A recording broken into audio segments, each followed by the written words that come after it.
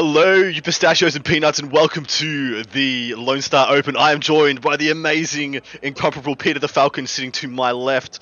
Hello, Pete. How you doing, brother? And welcome. Hey man, how you doing?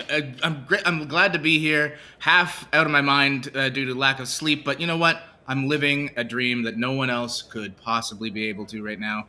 Talking with my buddy Adam about 40K, and that's all that really matters in this crazy mixed-up world that we live in. Absolutely. We are both sleep deprived, but passion fueled for this 3-day extravaganza of, I think it's topping out at somewhere in the region of 160 odd players. I think we've had about 20 drops out of the 195-ish signed up on BCP.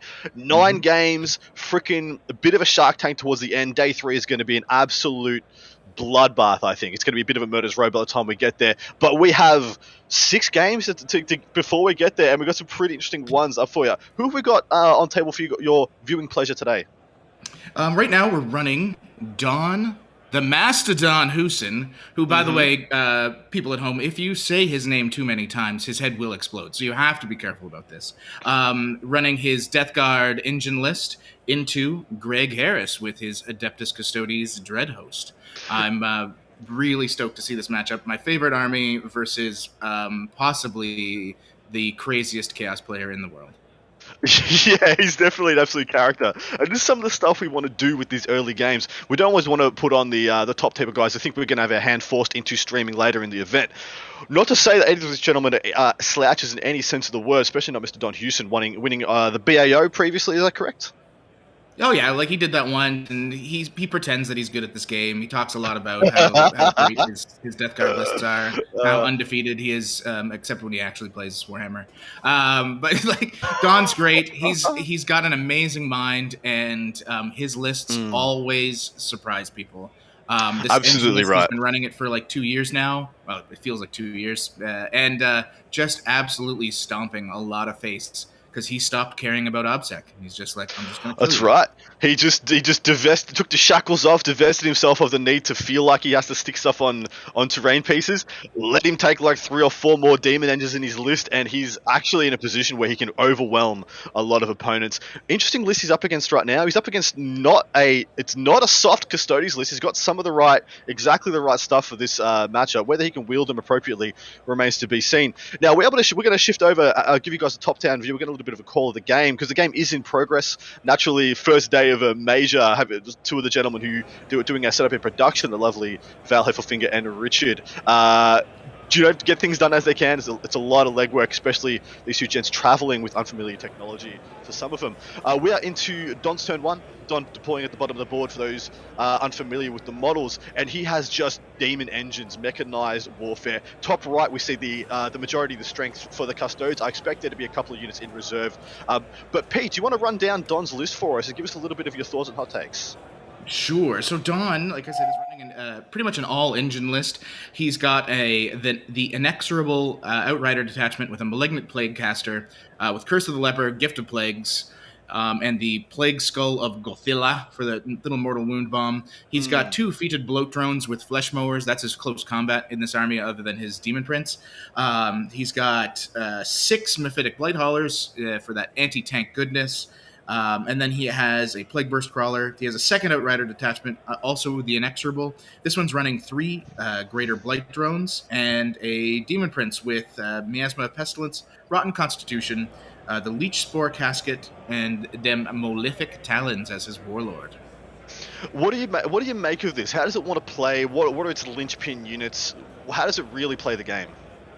So this list is a 100% I'm a fast Death Guard list, which is not how Death Guard tend to play. Your opponent has to consider that with essentially everything in this army having a 10 to 14 inch movement. It puts your opponent on their back foot. It's also a heavy skew list with everything being toughness 7, mechanized. And what Don wants to do is he wants to push himself into every corner of the board, like you kind of see him already doing, grab objectives, and then kill his opponent off of them, or just bully them off by being bigger than him.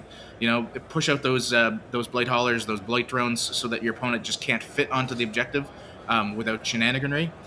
Yeah, like there is a surprising amount of damage in this list that you wouldn't expect looking at some of these profiles. Those flesh mowers rip things to pieces if they can get into close combat. The Mephitic Blight Haulers, for their points, with the Multi Melta, the Missile Launcher, the Bile Spewer, they do just great. And then he has these Greater Blight Drones, which can come in late game, and they're hard to kill, and he can take those objectives once everything is dead on the board. Agreed. It's really interesting that he's divested from all the OBSEC units, and then he's added things like the flesh mowers, things like the greater bloat drones, these things that are quite actually good at going out harassing your objective holders. And so he's really doubled down on his ability to remove yours while not feeling like he's wasting any points on his own should he come into the same problems. I think he's coming at it with the right frame of mind. The only thing that I scratched my head at a little bit is the fact he doesn't have a second or even a third PBC. I would have thought though that second and third Plague Burst Crawler would really let him play a more defensive mindset. As I see it right now, he doesn't have much options but to close distance on you and make use of some of these things. If he sits at the back of the board, essentially he's got one PBC and those 6 Blight Haulers that only have high density firepower. Essentially, he doesn't really have the massed shots from range to dunk on things like he might run into things of the nature of Drukhari, of Admech, and of Sisters, or even some Space Marine lists. So that's where I think he might come into some problems. But look, his quality firepower, his quality, the fact he's got so many quality wounds as well. Legitimately, is there anything in this list that's under toughness 7? I don't think there is there? Apart from the characters. Apart from the characters, I believe everything here is 7. Yeah. So like this is definitely a skew list. The other thing is Dawn is quite the tactician. Like we're already into turn 2. Their first turn was so fast. You can see Dawn pushed up into that top, well, be right corner now on your screen right now, with 2 of the looks like 2 of the Blight Drones to grab that objective. The Custodes player is key cornering up, playing real defensive. I'm not sure that is the way to go into this list, especially with what he's running, but he is a Dread Host list. We'll cover it in a second. He kind of wants to wait for that Deep Strike turn in order to start ripping out his damage.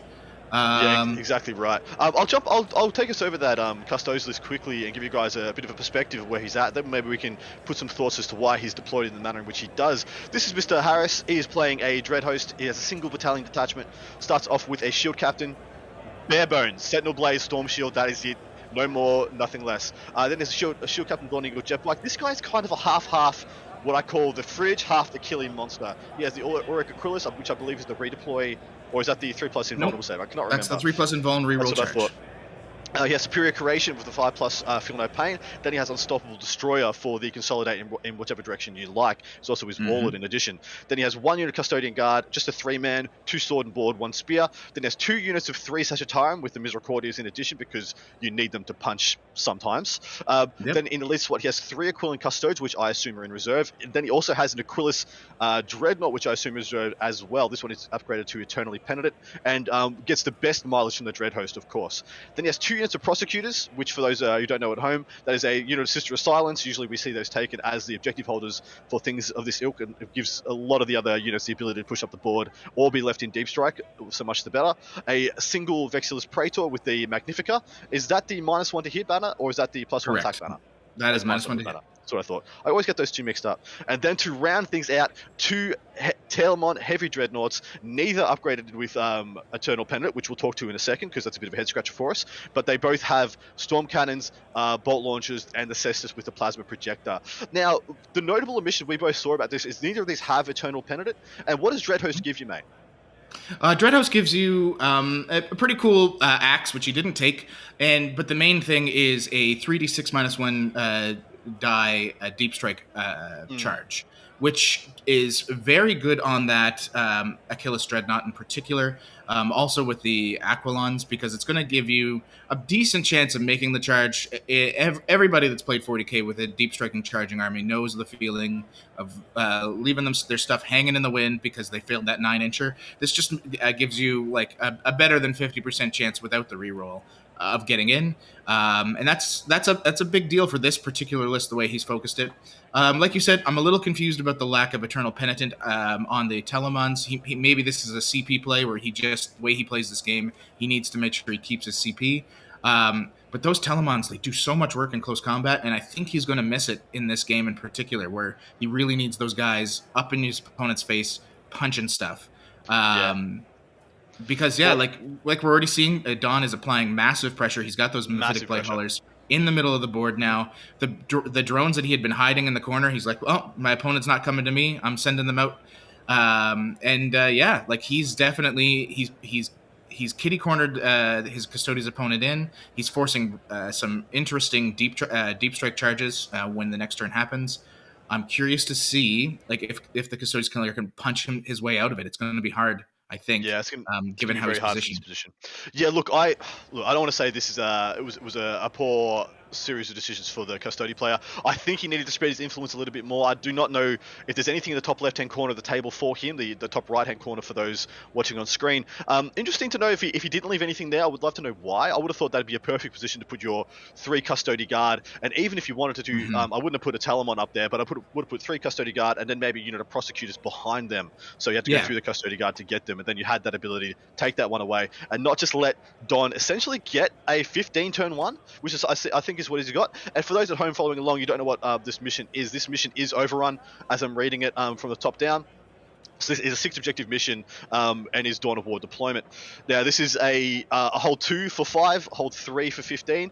But thing is, Don was on 3 turn 1. His opponent was, to my mind, was only on 2. Let's get something inside that L at the top left, like I said. But I don't believe he did. I didn't see any attack dice, any charge rolls being done turn 1, which I thought I would have seen had there been something there for Don to go into. Now it's interesting to see with the way Don has spread his influence. I think maybe he would be unhappy with the fact that his 2 flesh molds are up in the top left-hand corner, not contributing early, and it looks like his Mythic Blight Haulers are the things that are going to cop the brunt of the Custodes countercharge. He might be happy with that. He might be saying, hey, that's fine. They go in, they'll pick up 1, maybe 2 of these if they invest enough of their points. And then in response, he has these Blight, he has the bloat drones, he has the Demon Prince, and he has a couple of characters, and even that Smite Bomb. The skull, the Plague Skull of Golgotha, whatever it's called. Are you able to explain that to people? Because that's a really nice little piece of tech for this list in particular.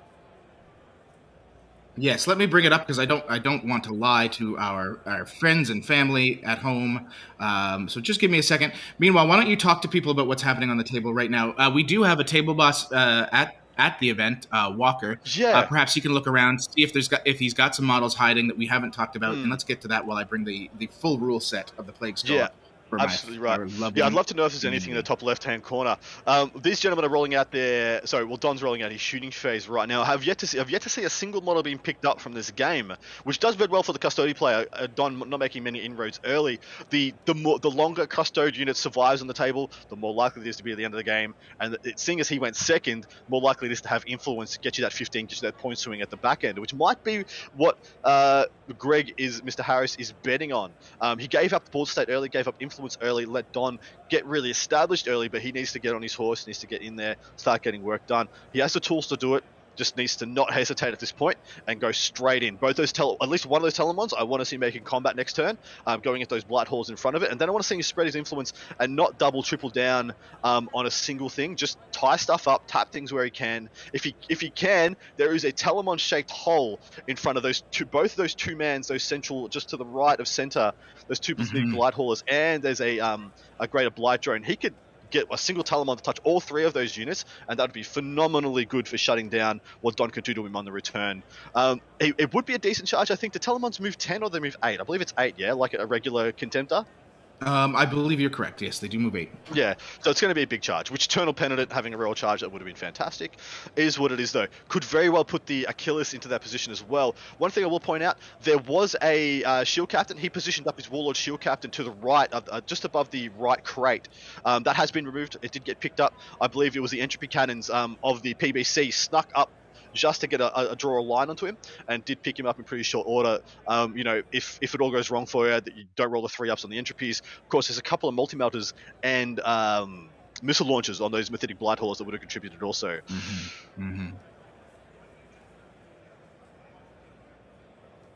So, just to speak to the Plague Skull Glophilla for everybody that really wants to know, it's a once per battle ability at the end of the movement phase. The bearer can select an enemy unit within 6 inches, and you roll 7d6. For every 4 or 5, the unit suffers 1 mortal wound, and for each 6 you roll, they suffer d3. This is particularly a great little piece of tech because there are strats you can use to buff it up, but more importantly, into Custodes, who really hate feeling the mortal wounds. It's going to pick up some dudes. And you're seeing now one big thing that Don's doing, other than sniping out that character, which was placed in kind of all by himself, all by his lonesome, is he's not targeting those Telemons by the looks of things. He's putting everything into the troops. Because, like we talked about at the beginning, Don has decided that OBSEC doesn't matter in this game. But for that to make a difference, he has to kill all of his opponent's OBSEC. So removing those troops, not wasting shots on the Telemons because they're -1 to hit because, you know, they're toughness 8 and they've got that Duty Eternal on them, is definitely the way to go. And then he'll be able to pick them off at the end once he's kind of overblown the rest of the board. Yeah, and I think that's a really big reason why Greg, Mr. Harris, has to use them early. They're not going to be the things he's investing in, so he wants to divert as much attention onto them as possible, give him a chance to get the scoreboard running his way rather than Don's. This camera view, we've had it noted in the chat already. This camera view is something brand new. This has been cooked up by our wonderful gentleman on our production team, and it's something we're trialing for this. Please let us know any feedback. I'm a big fan of this view, especially as we get deeper into this tournament. I want to look at the body language of the top players. I want to see I want to try and read their minds looking at the table. I think it brings an interesting perspective to the game as well. This is usually something we don't see. You know, I'm not saying we don't have a good-looking cohort of players. You know, I'm not saying anything disparaging about the Texas cohort. I'm just saying 40k players in general, tournament goers, we're not the most, you know, aesthetically pleasing at times, gentlemen. But these two husky individuals, these specimens of men, are putting it on for us. Very happy to see. So it looks like there is something in the top right-hand corner for Mr. Harris. He's pulling out some models right now. That is his sword and board. I called it. That's where I'd put him if I was him. I would have put a secondary unit back there as well, though. There would be a unit of prosecutors back there. Now that units be picked up, that unit of prosecutors will run on, deny that primary, and then keep both those flesh mowers there for another turn. As it is right now, both those flesh mowers are going to hop, and they're going to intrude upon the middle central objective for Mr. Harris next turn. There's not much you can do about that. And this isn't a mission where you hold him once you leave him. So, but I'm of the opinion Don doesn't care. Don would be like, I just push, keep him bottled up, keep him in where he is. He's got his three objectives at the bottom. No doubt, even if there's anything extra on that top objective, those flesh mowers are going to clear it out. So there's really no reason for him to stay. He's going to keep pushing. What do you think our Custodes friend needs to do to turn this around? Because this has been a really good turn 2 for Don. Picking up that captain was huge. Picking up that unit in the top left, massive. What do the Custodes need to do to fix this? So the first thing he needs to do, he needs to equalize the primary points. Right now, the primary is one-way traffic. Don's going to be picking up 15s, you're going to be picking up 5s. That's huge. 2 turns of that, the game's over. So it can't be allowed to happen again. One of the Telemons needs to make a charge this turn, and if you'll see, there's only really 2 units holding down Don's primary. It looks like the flesh modes. Of the flesh modes, it's only one of those on the objective. Looks like the other one, through dint to where it needed to be to complete the charge, isn't on the objective. We also don't know if all 3 of the Custody guard in the top left-hand corner have been picked up. There could very well be 1 left. I did see 2 get picked up, guaranteed. Could be 1 left. If there's 1 left there, rescue that boy. And my opinion is the Telemon shoot down range, save that boy. Invest in there, pick up that is points in the bank if you keep that guy alive. Pick up one of the flesh mower and keep the other one there. And then if you'll see, look, down the bottom, if people want to cast their gaze down to the bottom right-hand corner into Don's home territory, he has 1 unit of 2 Mythic Blight Haulers sitting on his bottom right-hand objective. I don't believe there's anything inside that ruin. And so that unit, you pick that up, that's money in the bank. That's primary denied. Same thing can be said for the single PBC on the central objective, but I think I just see now to the right of that PBC is his sorcerer. So not a big deal there. So if it was me, I'd be going for that pick up one of the flesh mowers on the left hand side of the board and pick up that unit of 2 Mythic Blight Haulers that are on the bottom right hand objective. That'd be exactly what I'd be targeting. Yeah, you nailed it. I think this turn, he's probably going to he's going to be dropping in his boys now, his Achilles and maybe his Alaris, or maybe he's going to wait an extra turn on that just to get the most out of his strat, but I hope not.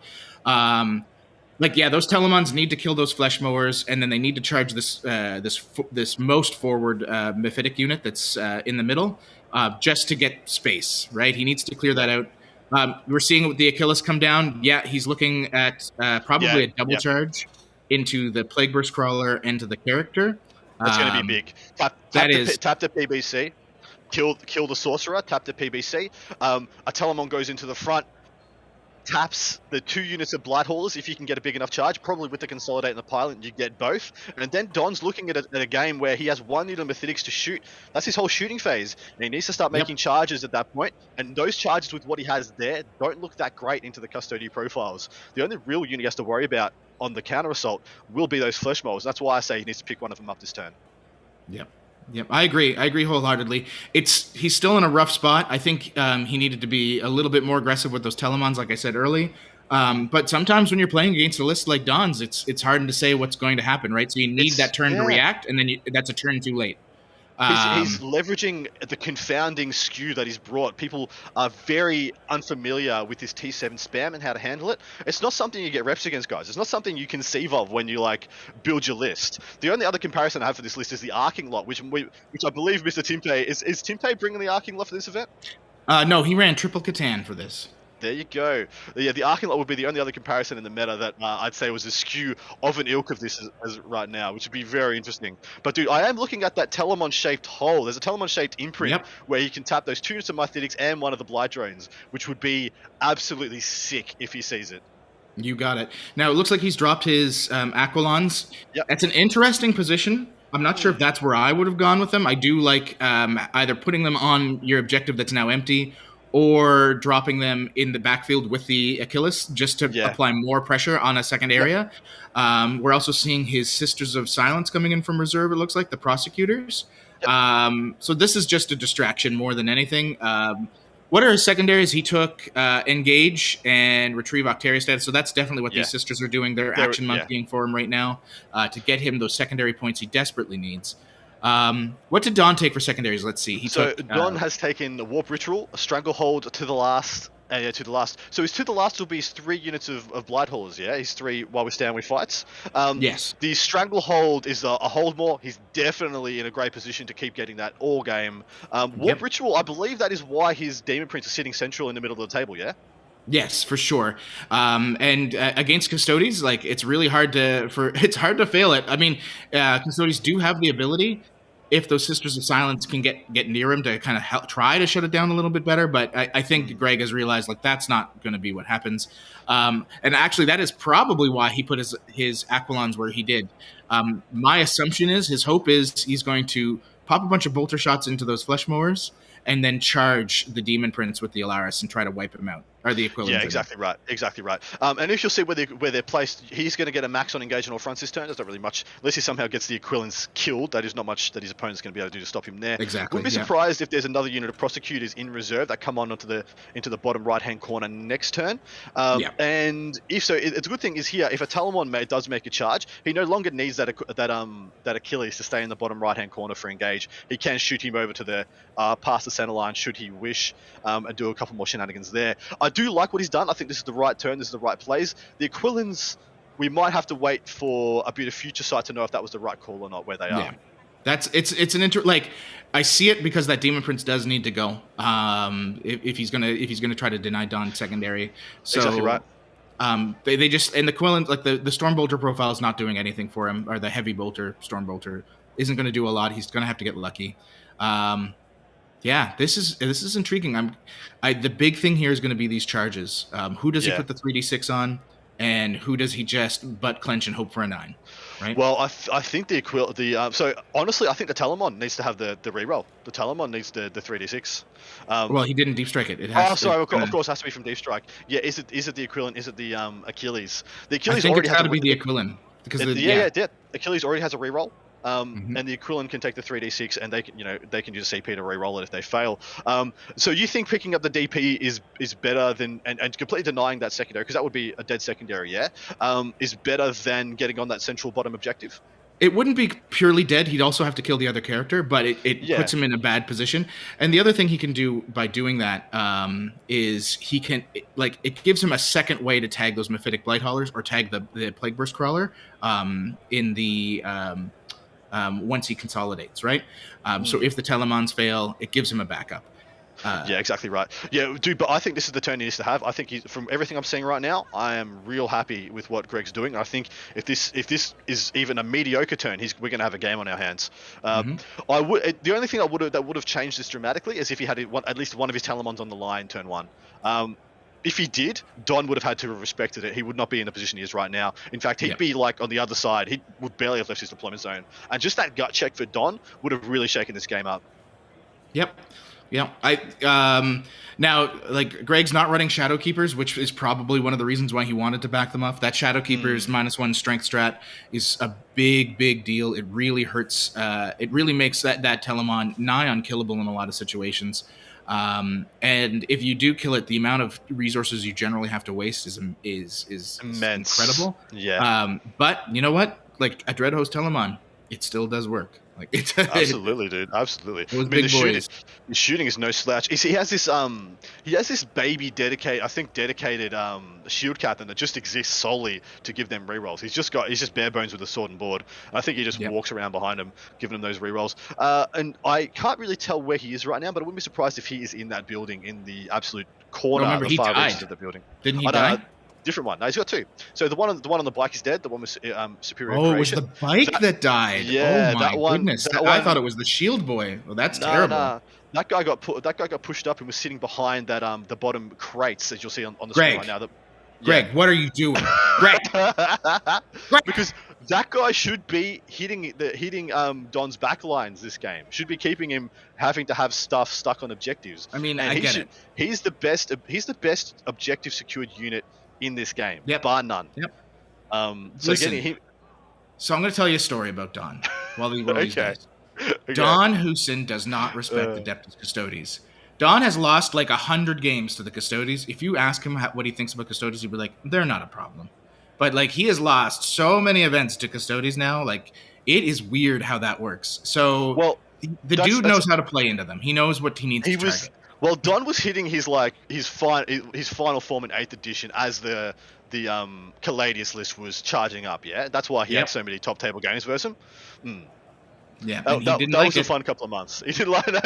Well, not many of us liked it. I remember that BAO where he came in. He was like, "My list will never lose," and I said, "Well, have you played against the new Custodes Caladius lists?" And he was like, "No, but I can't see that being a problem." And then he lost twice to it. Did Jeff run him over in round 3 or something? It was like round. Yeah, he lost 2 games to it, but I mean, still, it's definitely a thing. But Don knows Custodes pretty hard now. I would say after taking those losses. So what do we got going on here? It looks baby, like we're a genius. One of the flesh mail was picked up. Yeah. Well done, Greggy. He must have the hot link into the stream because he saw the same things we did. Now, really interested to see where he puts that earpiece. Where's that earpiece? Hotline to Greg. Where's the table bus? Get him on the line. But yeah, exactly what it needs to do. Pick that guy up. There's no real massive risk of reprisal for the Aquilans now. They're pretty much shackles are off with them. If they want to stay there, that's fine. A single flesh mower going into a unit of them doesn't kill them. They probably keep the flesh mower there for a couple of turns, which also is good for Greg. That's fine, even if he doesn't make this charge into the DP. Should he make the charge into the DP, legit, and the DP goes down, that flesh mower is still the only thing that's decently can account for them. So he still probably has to pull that other flesh mower over to it. Melee wise, I think that's one thing that Don could be exposed upon at some point is his melee capabilities. He's not fantastic. His multi-damage melee is really lacking outside the DP and the flesh mowers. Yep, and so this is a good play by Greg to try and take these 2 big things out, and then pull the reverse bully. The big thing for him now, and I think what Don is definitely trying to play into is like Don doesn't care. Don's going to just keep the board control and win on points at this point because he's put himself in a really good position. So Greg's going to have to punch out. Like I said earlier, can he punch out? He definitely has the capability. These 2 Telemons, if both of them made charges, it would be foolishness. But if this front one gets in at least, like you said, this makes it a game. This makes it a very interesting game. Does indeed make it a game. And we're about to see, looks like we've got some, which he's targeting there with his, he's targeting one of the Greater Blight drones with some misc shooting. I'm assuming it's just these bits and pieces shooting, maybe some Spicklists are going in there. It's interesting there's a lot of profiles, even in this list for the Custodes, that doesn't get a lot of mileage. No. Yeah, it is a bit rough, and I suppose that's exactly what Dom wants to do. Dom wants to stretch your offensive capabilities into his everything's got an invuln, everything's toughness 7, everything's -1 damage, and it's just like, have you got enough guns to do anything meaningful from range? And a lot of armies don't. Like, I even think about armies that have stuff like the 3 units of 3 multi-melter attack bikes, 3 units of retributors, and yeah, cool, you get to dunk on one thing each for a turn, and then you get picked up. He has really good profiles picking up those units. Yeah, no, it's definitely a crazy situation here for the Custodes player. He's really relying on those 2 Telemons as his only ranged damage that's going to do anything. It's only 3 damage a pop when they go through. They do get that full wound reroll, which is nice, but yeah, when I'm scared for Custodes. Exactly right. So where's it? So looks like he has got it's just a misc shooting going into that Greater Blight Drone. The one that's most closest to his lines. Maybe he's looking at that for being a charge for one of the Telemons, and maybe the other Telemon will go straight ahead into the Blight, into those Mythic Blight Haulers. Not a bad call. What do you think those charges look like for each one? I mean, the closest one, I'm not a mathematician. I don't know how to gauge distance from this far away. I'm a statistician. But I would say, like, we're probably looking at a good 8 or 9 for that front Custody into the Mephitic. It might be even less. Here, let me use my powers. Let me reconnect to the Vox. I'm going to say it's a 7. I'm going to say that front guy's got a 7. I was going to say, yeah. I don't think it's more than a 7. The back guy might be an 8. The reason why I'm saying this, I'm pretty... Oh, the Aquilons did make it into that DP. Oh, what savages. That's beauty. That's a beauty. Spicy. That's spicy. But yeah, that was definitely 9. He definitely set that up to be 9. So that Telemon's got to be a 6 or a 7, just because of the distance there. So... Yep. Now, is he getting greedy and trying to go into this Blight Drone? I can't imagine. He made the Aquilon as well. If we did miss that at the bottom of the screen, the Aquilon has made it in also. Oh, the Achilles? Yeah. This is big. That's huge. Where's the character? Is the character already dead? Can we get closer? Well, so the character would have been getting shot, wouldn't the character have been? And that Achilles has many damage-free shots. Can we enhance? Enhance. CSI this. Enhance. It's working. Gone.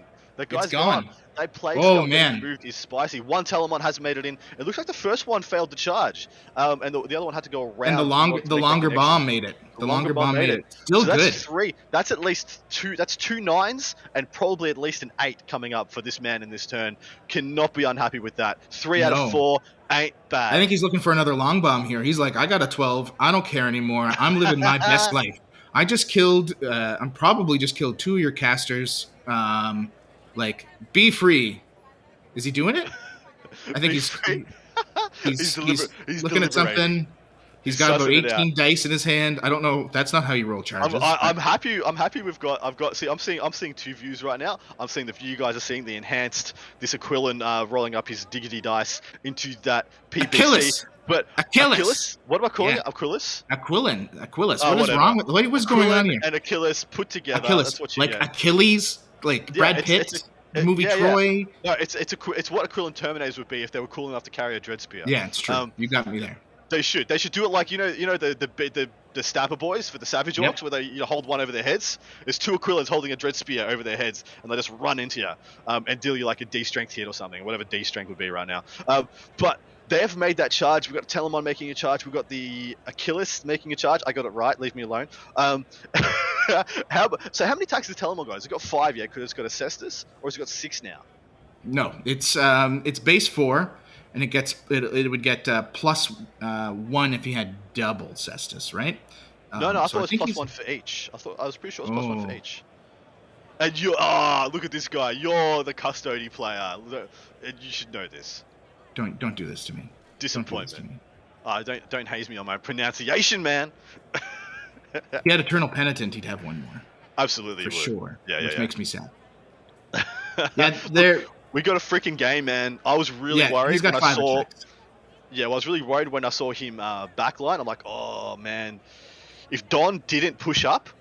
If Don stayed in his deployment zone and just, spread his influence up into the top right left-hand corner, killed everything up there with the Flesh Mowers, backed it up with some Blight Haulers, backed it up with the Blight Drone, and just was willing to sit on 4 and turn this into a Vanguard, I think he could have easily coasted to the win. like very easily coast to the win. Now we've got game on, man. We've got absolute game on. And because what he could have done, what he could have done is soaked up 2 turns of 15 and then just backed up and just used all those multi-melters and stuff to really take a chunk out of it, So let's talk about this combat real quick. I know you're super excited, so am I. It looks like that DP did not die. Did those Aquilons whiff? What's going on here? I need some info because I just saw a die put beside him. That makes me sad. That makes me sad too. What was the over-under on that occurring? And I'm just going to quickly look at Don's list to see if there's any defensive buffs on that lad. Does he have separating plate or something that would have helped him in that? Elite Spore Casket. I do not know what that is. Never heard of it. Never seen it. I'm assuming it's a Don Houston special, but it doesn't sound like to me like it's anything that's going to be making him more resilient. I could be absolutely wrong there as well. But he hasn't gone down. The Aquilons that come in, they got 4 attacks each. It's going to be hitting on a genuine hitting on 2s, unless they're miasmed, which they couldn't have been. Unless the DP is miasmed, which they could be hitting on 3s. Then they'd be wounding on 3s as well, because he's toughness 6 and they are the strength 10. So yeah, 3s by 3s could be in the worst case scenario, which means he gets 8 hits, 6 wounds, and then goes through the 5+. Yeah, that guy doesn't die. Chances are, most of the time, that guy does not die. No, and the Leech Spore Casket, its big thing is when the model dies, it can. That's what it is. It's the vehicle healing one. It's the one that pumps out. When he kills a model, he heals. When he kills a model, which is really big in a giant scenario like this. Can we get somebody to tell me how many wounds that Demon Prince actually took? That's what I need to know. That's all we need to know. That's what the people need to know. We have a question in chat. Does Don have any other psychers or summoners not engaged now? The only psychic guy he has right now is that Demon Prince, the Militic Plaguecaster, has been picked up on the charge, either on the charge or by shooting from the Achilles. Now the Achilles does do mortals on the charge, doesn't it? On 4+, it does a smite, I believe. So he could have shot it down there and just finished off on the charge after he made the charge move.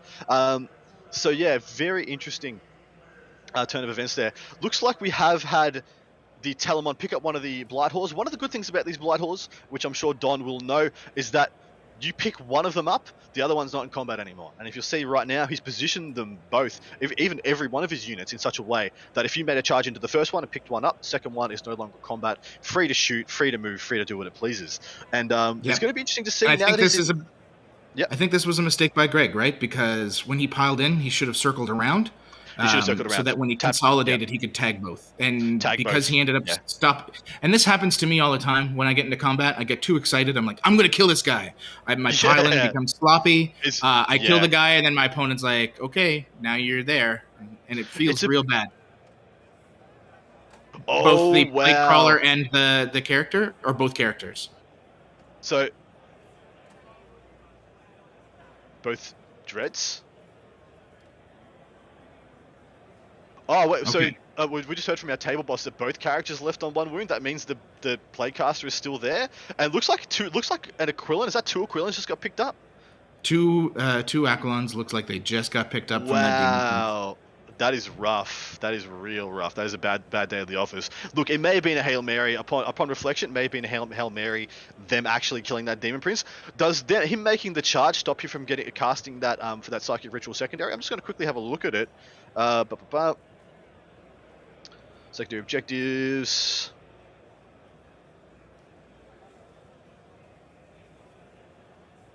Here's the Veil. Oh, am I looking at the old? I'm looking at the old secondaries. What is this? Get out of here, old secondaries. Get out of here, old secondaries. Anyway. No one liked you at all. So is just tapping him enough to cease the ritual? Maybe that was enough of an investment to go the distance. But it sounds like so we're straight into Don's turn. Demon Prince is falling back. I believe Don's picked up another 15 on primary. We will get those updated as we do. But yeah, this will be another 15 on primary. There's nothing real that's really going to stop Don from not getting another 3 on Stranglehold. In addition, he's got a bunch of multi-melters he can line up now to try and invest in one of these Telemons. I would love to know which of the dice is a CP dice for Harris, because he's probably going to have to dump a lot of them this turn in order to keep these Telemons standing and influential. And I do think he's going to be split up. If Don does what I believe he's going to do, he's going to have 3 14-inch moving Blight drones just hit and tap everything in his backlines. Yeah.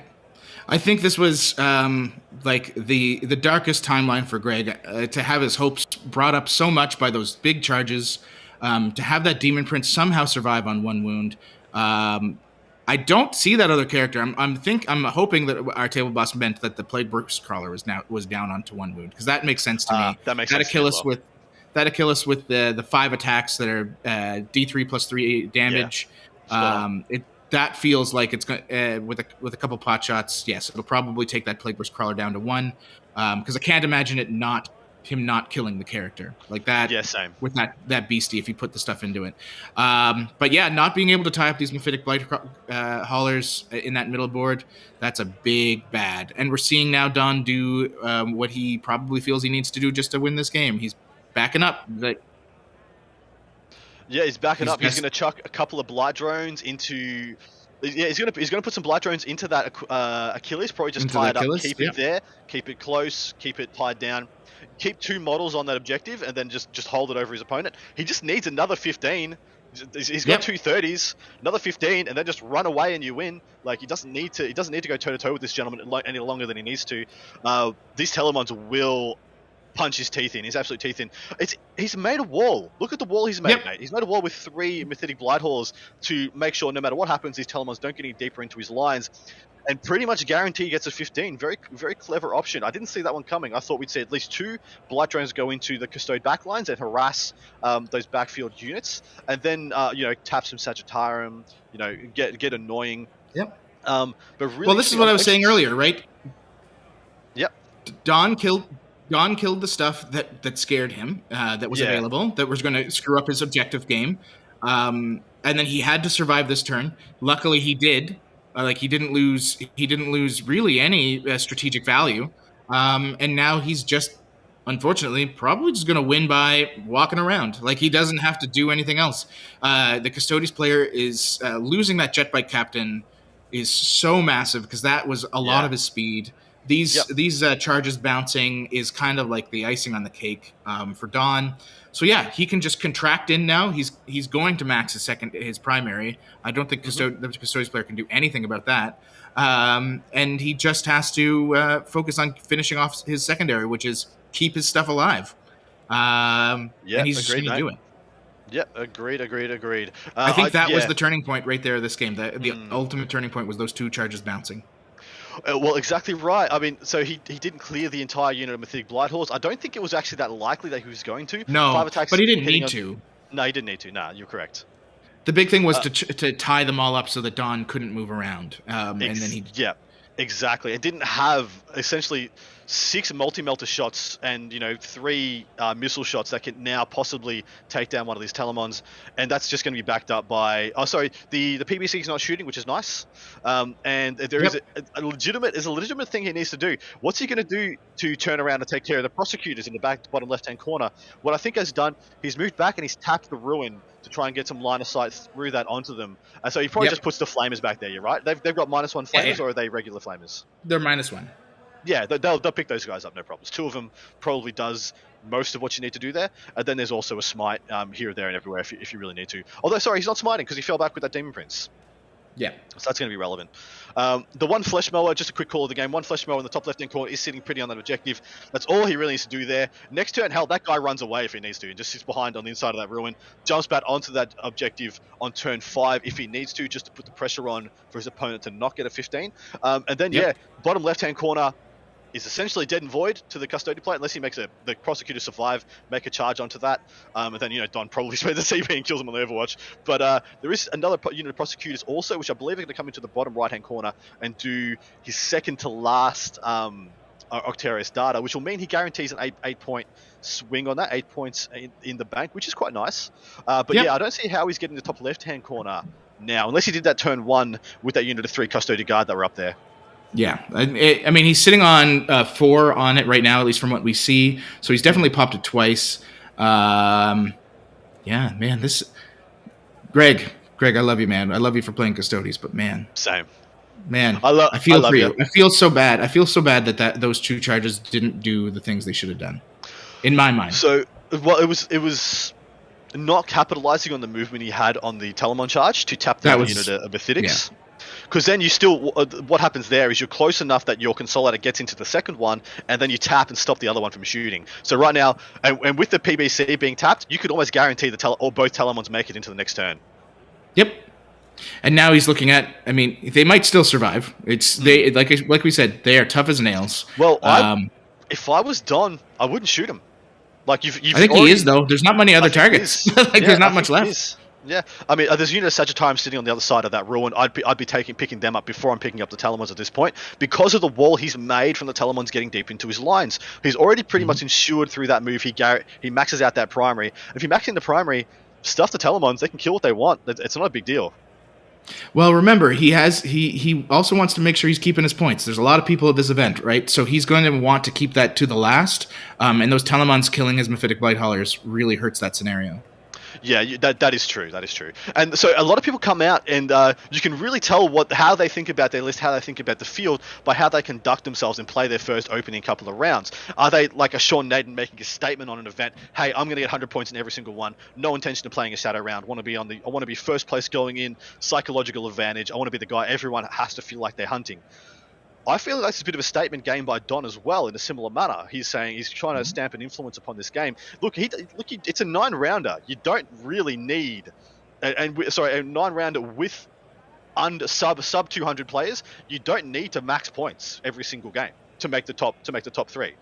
In fact, make day 3 rather. You can take a loss and make day 3 in this field, I believe. At this rate, with 6 games, 160 players. I think there might be 1 or 2 people that either take a loss or a couple a draw at least, and are going to get into that final day of play. So look, there's a legitimate argument for not taking a max win round 1 or round 2 or round 3, getting a couple of 80s, getting a couple of 75s, not going for those 95 plus big swinging scores. Honestly, if I wasn't playing Admech or Drakari, that's what I'd be doing, because the longer I can go without playing those guys, the better my chances are for making it all the way. We just had a question in the chat. What are Don's other 2 secondaries? So just to quickly encapsulate those for you guys, he has gone for to the last, Stranglehold and Ritual. So Psychic Ritual. That's correct, yeah. Pete. I know I'm correct. I'm just checking with Pete. That's fine. What was that? Sorry, my Arctic internet decided that I didn't need to be here for a minute. On recollection, Don's secondaries are Stranglehold, To the Last, and Psychic Ritual, yeah? Or is it Warp Ritual, whatever it's called now? Warp, yeah. You got it. Yeah, that's the one where you got it, buddy. Yeah, so Stranglehold is good odds to max Stranglehold from the board position he has right now. If not maxing, he's probably getting a minimum of a 9, most likely a 12 or a 15. He's odds to not get a 15 onto the last. That's his 3 units of Mephitic Blight Haulers, yeah? And we know one of them is hanging on by a thread right now. Looks like there's 1 guy left, possibly wounded even. No, it doesn't look like he's wounded actually. But yeah, there's 2 of them that 2 Telemons are going to be bearing down off. He can easily take away 10 points from Don's final score there. We've just got the secondaries up on screen. You want to tell us what Greg's taken? So Greg took Engage on all fronts, retrieve Octarius data, bring it down, and like the thing here with this list, they make sense given the way Greg was playing, right? He's going for those deep strikes, he's going for the reserves on the sisters. I'm not sure if both Engage and Retrieve were the best option, because when you combine those, you're expecting to have board control, and to have stuff in every corner, and when you don't, like you're doubling down on the points you're going to lose. And I think we're seeing that right now, right? Don took control of that board right away. He's pushed everything out. Those bounce charges really hurt real bad. And the scores are showing it. And bring it down, well, you got to kill the models to get it. And things surviving on 1 wound feel real bad. How do you quantify and how big do you feel going first and second was in this matchup? Looks like they're shaking hands on the game. Going first and second, I would say it's as the Custodes player in this particular matchup, I would have deployed pretty defensively, kind of like what Greg did, except protect my characters a little better, and then wanted to go second because I want Don to push to the middle so that I can counter. Because I don't have enough damage to the vehicles with my stuff in Deep Strike, other than the Telemons, right? I keep the Telemons out front, shove them in the middle, and then start trying to punch stuff to death and take advantage. It looks like they're still playing, but there was a handshake. I'm not sure if that was just like, hey, we know the game's over, but let's play because I don't want a 0. But that's kind of where we're at right now. It's hard against Don's list. It gives up Bring It Down. Yeah. But do you want to take the chance on to the last on those Telemons in case the Meltas go crazy? Well, so to my mind, I think Bring It Down is the right choice because of the way. Well, now having seen Don play and knowing Don's perchance for investing in removing things of your opponent's obsec, your opponent's objective holders, that means your anti-tank is likely to get a couple of rounds. It's likely to not be his first choice for removal. And so that I find that quite interesting. He's making charges right now. Looks like we've had a charge from a Greater Blight Drone on the right hand side. Has charged into the unit of, I believe, it's Sagittarium on the top right hand corner objective. And then he's got his Blight. This is incomparable to me. A unit of Blight Haulers has charged to Telemon. I wonder how many wounds that Telemon has left. That would be my only thing. It must only be on a couple left. That's the only reason you do that. Otherwise, it's freaking suicide. Because he's literally taken a unit off an objective to do that. That unit was on the bottom right-hand corner objective. Of course, Don doesn't need it. Don's sitting pretty on 3 right now. He just needs to sit pretty on 3. I don't believe there's anything behind the watchtower in Greg's deployment zone. I don't believe there's anything there. So in effect, Greg's going to get a 0 on primary at the start of his turn. And I think that's Don's goal here. He's going to keep him to that one objective, and he's using that drone just to lock him up. He's saying, you have to stay here. I don't care about this drone, but you do. So if you want to start moving out. And the other thing is, as we saw with that last round of combat, the Telemon, without Eternal Penitent, without the Double Fist, it doesn't kill Mephitic Blight Haulers that well. So he has to get lucky to kill both. So even with this charge, it's just tying up that Telemon for another turn. Yeah, so it can't move where it wants to move. And that'll let Don get that Demon Prince back into the middle to finish off his Warp Ritual. Yeah, and just to show you guys what's going up, it looks like the Achilles in the bottom has been picked up in addition to the last remaining Aquilin that was sitting in the middle ruin that went into the Demon Prince. So he's cleared his lines, he's cleared the threats. I would like to see if the Prosecutors are still there. I'm assuming that they're not, because I believe that would be where the major investment of the small arms shooting went this turn. Now, with his backlines not being harassed, and I think only a unit of Prosecutors remaining in reserve for Mr. Greg, he probably just drops those in the bottom right-hand corner. But I actually think it might be better to drop them in the top left-hand corner if I was him, because that gives him better per chance to get more engage points. If he hasn't scrambled in the top left-hand corner, drop him down the top left, scramble there. If he doesn't take the flesh mail off that objective to go and get them, they can do a last turn or a turn 4 or turn 5 run onto that objective. The bottom right-hand corner, they just get picked up and they don't get you any engage points, whereas the bottom right-hand corner, a Telemon theoretically could make it into there to get those points for you. Yeah, if these two Telemon somehow survive, they go ham, pop a couple of Mephitic Blight Haulers, run to that bottom right-hand corner. He can scavenge some points off of this. Yeah. Can we unenhance? We able to get an unenhance now and get the full table view again, please? Yeah. Let's get rid of this enhancement. Yeah, just deny the enhancement. Storm Bolter into that. Okay. I have no idea what's happening. We broke it.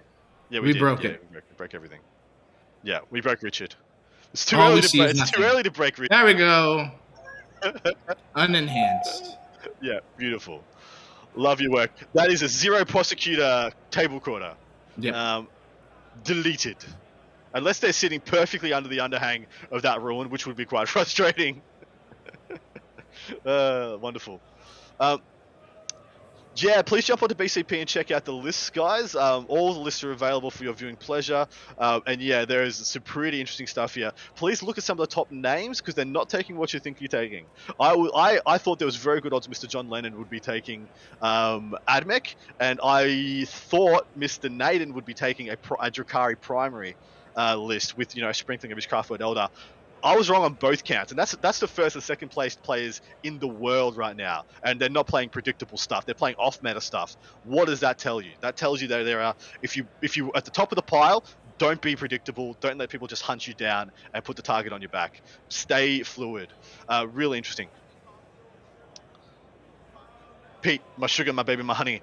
Yeah. Give us a prediction. Give us a prediction from your sultry soul. What is the scoreline going to be at the end of this game? We'll see who gets closer. I think it's going to be 93 to 40. That's my guess. Nice. I'm going to go with... So, I'm going to go with 89. Mm-hmm. 89 to... We'll go 35. 89, 35. About 50 points. 54 points. I think we're both right in the differential here. Because like the Custodes player, he got boxed in and he didn't punch out. Like the chat was saying, those fists not as great into Death Guard as they into many other things because you're wounding on 3s, you're not getting the rerolls. And Don had some lucky saves by the sounds of things and managed to keep that DP on that one wound. That was huge. Is that Telemon falling back? Is that Telemon falling back from combat? That Telemon falling back. Don't do this. Get the shame bell. Where is it? Don't do this, Greg.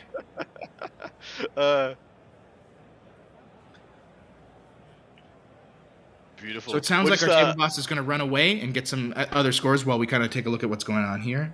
Send him to Frankie G and Papa's game. I want to know how he's doing. Frankie Guy and Papa. I think that's how it's properly pronounced. I always double down on the Papa part. The Papa? Yeah. GM Puppy. I don't know. But yeah, that Telemon has fallen back from combat. Why would he do that? Why would you do such a thing and blaspheme? I would have thought it would shoot it. It would sit there. It would shoot into combat, and then the other Telemon would come in, and between the two of you, clean up that squad. Maybe get to that last one of that. The one that went in last turn. Spite kill those Mephitic Blight Haulers for everything they've done. Exactly right. They bring it down points. I was correct. There was a unit of prosecutors in reserve that come down in the bottom right-hand corner. Interesting. That probably means that first turn, the unit of Custody Guard in the top left-hand corner did do his retrieve Octarius data. Man, it's so much harder to say retrieve Octarius data than it was to say scramblers. Yeah. G-dub. Get with the acronyms, just make our lives easier. But yeah, look, what does he need to do here? How does he get a bit more points on the board? I think with his turn 2 being what it was, a win is no longer feasible. How do you maximize the points from here for Greg? With his secondaries, it's going to be hard. Losing that captain turn 1 or turn 2, absolutely brutal, because that's one of his easy ways to kind of to snag engage, to snag retrieve at a moment's notice. Yeah. That's gone. I think he's basically doing the only thing he can is put those prosecutors there, try to finish off his retrieve. He bring it down. Like the other thing would have been to keep that Telemon in for the bring it down. So I'm curious as to what's going through his mind to pull it out of that combat. Did Don do something? Really? Has Don pulled some voodoo we haven't heard of? And he's like, your Telemon can't do anything, buddy. Which wouldn't surprise me. Don has a hypnotic stare. And his forehead is, if you look at it too long, there are swirls in it, like you would expect from a master hypnotist. He's painted them on there. What do say? They say vampires have like an aura about them. What do they call that? A glamour. Yeah, Don has a glamour. The glamour of Husin, like you stare into his forehead too long, and you forget all your stratagems. You forget you can shoot in combat, that your Telemon can shoot into combat, and you fall back with it, and the glamour takes effect. Yep, that's what I'm going with. Don is 100% a vampire who can only see his own reflection in his own forehead. Yes. This is really all that it could possibly be. Man, I love this guy. I cannot wait to see him in a couple months. He's going to buy me a beer, he says, and that always excites me when people tell me that, even though I don't drink anymore, because I will drink it for them, just for them. Okay, what do we got going on here? It looks like that Telemon's targeting some Mephitics with its shooting. Yeah, it looks like you're going to the back, the single one, just to pick up the single unit to pick it up. Yeah, deny the while we stand points as well. Of course, it's another 2 on Bring It Down, I believe. Interesting that Bring It Down has only gleaned 2 points this game. A single Mephitic Blighthauler being the sum total of what has been removed. I would assume though, and a flesh mower. And a flesh mill, yeah. I'd assume if the PBC was the 1 wound left, that would be getting shot right now. So that leads me to believe that some healing and maybe have taken place, or that it had more wounds remaining than we thought. Because that's obvious, because that's sitting on an objective. Pick it up. Deny some primary points. Don't just let him have a 15. He's moved off the bottom right-hand corner one, and if you picked up that PBC, you'd be giving him a 10. It's a 5-point swing, just picking up that PBC if he only had a couple of wounds left. So yeah, interesting that hasn't been getting invested upon. Because then you've got the melee to pick up the Mephitic. So yeah, but hence, he fell back with the Telemon, which was unspeakable. It hurts me. It hurts my soul. Yeah. I mean, I'm sure there was a strategic reason, and we're just not seeing it, and that's okay. That's okay. Just makes me sad. Yeah. Sorry. It's been pointed out that the Epidemus factor has probably kicked in for Don by now. If he has 5 kills, he will be toughness 8, strength 8 on his entire army, and therefore not as afraid of being in combat. Look, Talamon's still punching a strength 12, I believe, isn't it? Strength 14. Strength 14. He doesn't care. He's still fine. It doesn't matter for his shooting in combat, doesn't it? Are those strength 8 on the storm cannons, or were they strength 9? I can't remember. They are strength 8 when you boost them, damage 3. Yeah, rerolls to wound, against vehicles. So look, they're fine in that combat. Let's say that guy's bracketed. He'd be shooting into combat, hitting on 4s, possibly rerolling 1s, hopefully rerolling 1s. You're still going to get 1 or 2 hits, likely, and then still likely to get 1 or 2 wounds with the rerolls. So look, it's not bad. You just do 3 wounds. Your cess is only 3 damage as well. So between the two of them, you need to maximize every single itty bitty piece of power you can get from your stuff right now. So yeah, I just don't get why you fell back. There isn't a fallback in charge strat, is there? There is not. That's what I thought. There isn't. So Custodes have a lot of amazing strats, and that is not one of them. They do not have that one. Yeah, because it looks like if I didn't know about it, it looks like he was lined up to try and charge into that greater blight drone on the right hand side, but of course he can't do it. So it's just a head scratcher for me. Yeah, it looks like he charged into it with his other Telemon, the one that hadn't fallen back. So I'm a little curious as to what the plan was here. But you know what? At this point, the other thing that it could be is sometimes when the game starts to swing really poorly, you just get a little down and you make mistakes. It's also possible. Yeah, it happens.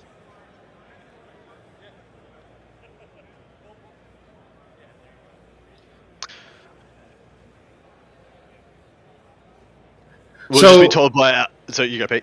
No, you do it. Adam? No, you. It's fine, okay. We'll just be told by our wonderful production crew that if at any point we want to change tables, we want to just pick up our rig, take it to another table, we are very, very, very happy and very welcome to.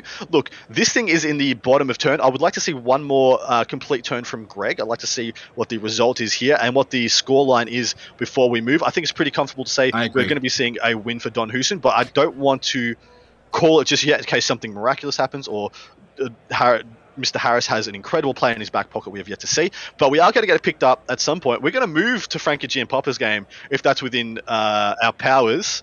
And I'm going to get our table boss on the money. Yep. Sorry, rather than us pick. Hey, production dude, get your table boss to run to some tables because this round is half over. Let's him find a game that's actually close because I don't want to say, hey, go see Frankie's game and we get to a table that's empty, or John Lennon's game and it's a table that's empty. So you go find one for us. You live your dream. Be your best person. I love you, and I'm so glad you exist. Don't do what he said. Do what I said. Don't go to Frankie. Don't go sensible. See Frankie Guy and Papa. What if his that's sensible. I do have to say these Custodes are beautifully painted. They're gorgeous. You guys aren't getting the full value with this top down. If we could super enhance to the max level, which I don't think we can. To the max. You would see they're beautifully detailed models. Just everything I want in a Custodes army. I wish I owned them. It's really interesting how hit and miss some of the flagship paint schemes are for the lines. And the candy red and gold, mwah, gorgeous. Oh, yeah. Like, if my Custodes were painted like this, I would be so much more proud of them. Instead, they look like I painted them with garbage bags on my hands, and that's just not nearly as good. Okay, it looks like that Telemon did pick up the Blight Drone. So, yeah, it did. And also, it looks like he put his shield captain into that unit of Blight Haulers in front of him, just to tie him up, stop him from utilizing their multi-melters at close range, probably keep the Telemons alive for another turn or two. It still finds it interesting. I got to assume there's still a bunch of wounds left on that PBC. Otherwise, that was such a good target to pick up for him. Maybe he didn't see it. Yeah, maybe. Don's next turn, I just want to see what his movement's going to be before we talk about leaving this table. But right now, the scoreline for Don hasn't updated his scores, by the way. He's got 30 for primary, guaranteed. He has 6 on Stranglehold, 100%, and looks like at a minimum he's going to be getting a 5-4 to the last. Remains to be seen whether or not this Custodian player has enough gas left in the tank to pick up these Methitics now that they're toughness 8. So Yeah, look, in all likelihood, Don's probably leaving with a minimum 10 onto the last at this point. I was willing to say he might be leaving with a 5, but yeah, I don't believe he's leaving with less than a 10 No. now. And he's going to max Warp Ritual because he's going to be able to get that Demon Prince back into the middle. There's nothing to hurt it any longer. Nah. So we're probably looking at 45, 15, 15, and yeah, a 10, maybe a 5. So he's going to get between 90 and 95 points by the looks of things here. Yeah, agreed. I called an 89. What did you call? I called a 93. Yeah, so it's literally the difference is going to be how many points he gets in Warp Ritual. Yep. And I don't think either of those scores were possible with the No, with the current set. Not even possible. But you know, such is life. Here comes that Demon Prince like we expected, going into the middle again. Back into that nook, back into that little DP hidey hole, and he's pushing, man. Don knows no chill. Don has no chill. He's going right for the throat. If you've ever met Don, you know that he definitely has zero chill. He is he's on edge all the time, as all vampires are. And yeah. We have had a legitimately good question in the chat by Nicholas Corey. How do they determine where to put the terrain? Is that document available? That document is 100% available. You can find that over on either on BCP. You can find an attachment, I believe, to the Players Pack, or you can find it. Frontline Gaming, I think, even released it on the Frontline Gaming website and on the Lone Star Open Facebook page. But are you able to quickly encapsulate that for how that works for people, if you know off the top of your head? Yeah, so player placed this event. They went with player placed terrain to just assist with not having to like fully fill up the boards or create a bunch of different profiles for each possible deployment type. The rules they set for it were obscuring pieces had to be 6 inches or more away from each other, so you couldn't create walls. And I believe all terrain pieces had to be more than 4 inches from the board edge. And that's kind of where we're at. It does allow for some really intriguing board setups, and the big thing with it is with the tables that they released, like it's going to create enough terrain to play the game without it being an absolute crap show every time. But you can sometimes have when everything's static. Look, this is a good format for a list like Don's, who he's told me personally he has had trouble with extreme density tables, literally not being able to see his opponent, not being able to move, and just being stuck in a bit of a parking lot with an inability to activate the mobility it's investing upon. So it's really cool to bring the shackles off for armies like this. We've also seen freaking Battle Sanctums, like the second best player in the world right now bought a freaking Battle Sanctum, a actual terrain piece. I have not seen that this edition. The Battle Sanctum is an incredible unit. It's well worth its points. The problem was with the change to fortification rules, it became like hit or misses if you'd ever be able to deploy it in a game, right? So did I waste 75 points in my army? And with this one, you're guaranteed. You know it'll work. And that adds a big factor. What you see if you look at a lot of the top players' lists at this event, they made slight modifications because they knew they'd be able to put the terrain where they wanted. And that's huge. Right. For those at home, we did not misspeak. Epidemus is present in Don Huson's army. I believe right now he is governing the space underneath where you see us speaking. I think he's right underneath that corner, pointing up to it right now. He's right underneath that corner of the screen, sitting on that bottom left-hand objective. The 5 kills that he's tallied up so far gives +1 strength and toughness to the entirety of Don's army, all being Nurgle demons in addition to being Death Guard, and they're all toughness 8 at this point. This is one of the big things about this army juicing up, and one of the reasons I really thought you'd see more PBCs, because that enables you to, if your opponent hires to try and deny that to you, give you some ability to pick up those units, still get that tally going. Yep, and like Epidemius isn't in the list proper. He can be summoned, and that's the big thing. With recent changes in the rules, that was a big thing that Don was definitely into with his list. Yep. He made modifications to fit the summoning points so he could get Epidemias out there. And he makes a big difference. Huge difference, man. So looking at his list, he has set aside, what is that? 105 points, which I believe is spot on Epis. And it just draws him in turn 1, starts getting that tally going. Absolutely fantastic. So we have just been told that we are ready to switch this around and go do Frankie G and Puppy Papa's game and give you a call from there. Unfortunately, we'll give you the end scores for the Don Huson game, but that one is ending. that is entering his closing moments. It's a And mystery. Yeah, unfortunately, there was not much left to see. I think it's looking like a very dominant win for Mr. Don Hoosen. And we are hoping to call as much of this event as is possible for us with our brainpower, with our throats staying intact. And so, yeah, whenever we're ready, we're going to be switching over to that table. What do we got those? Well, we'll actually have to pull up those lists quite quickly. But I think Frankie was going to be taking Sisters to this one, I believe. Frankie has been kind of flipping between Harlequins and Sisters. The big thing for Frankie is he's actually not good at 40k, so he has to rely on good armies in order to perform, as we all know. Of course. And yes, Frankie did bring an Argent Shroud Sisters battalion with Morven Val, because why not? She's amazing. A Palatine with Saint in the Making for Indomitable Belief. He's got 6 Battle Sister squads, each with a multi-melta embedded, because Argent Shroud makes that possible to be good with that advance and shoot baloney. He's got a unit of 5 Sacrosants with maces, going for that damage 2 over the strength 6. Interesting call. 3 units of Celestians, each with a multi-melta embedded. A unit of Dominions with the Artificer Stormbolters, because that thing is amazing. 5 Zephyrim with Power Swords, because that's a cheap removal unit that can fly around the board. 3 units of Multi-Melta Retributors, and then an auxiliary squad with 4 Mortifiers. It's a good, well-rounded list. The Mortifiers this is are an interesting... Multi-Melta the list, is what this is. Exactly right. And he's playing into AdMech. He's playing into freaking AdMech turn 1.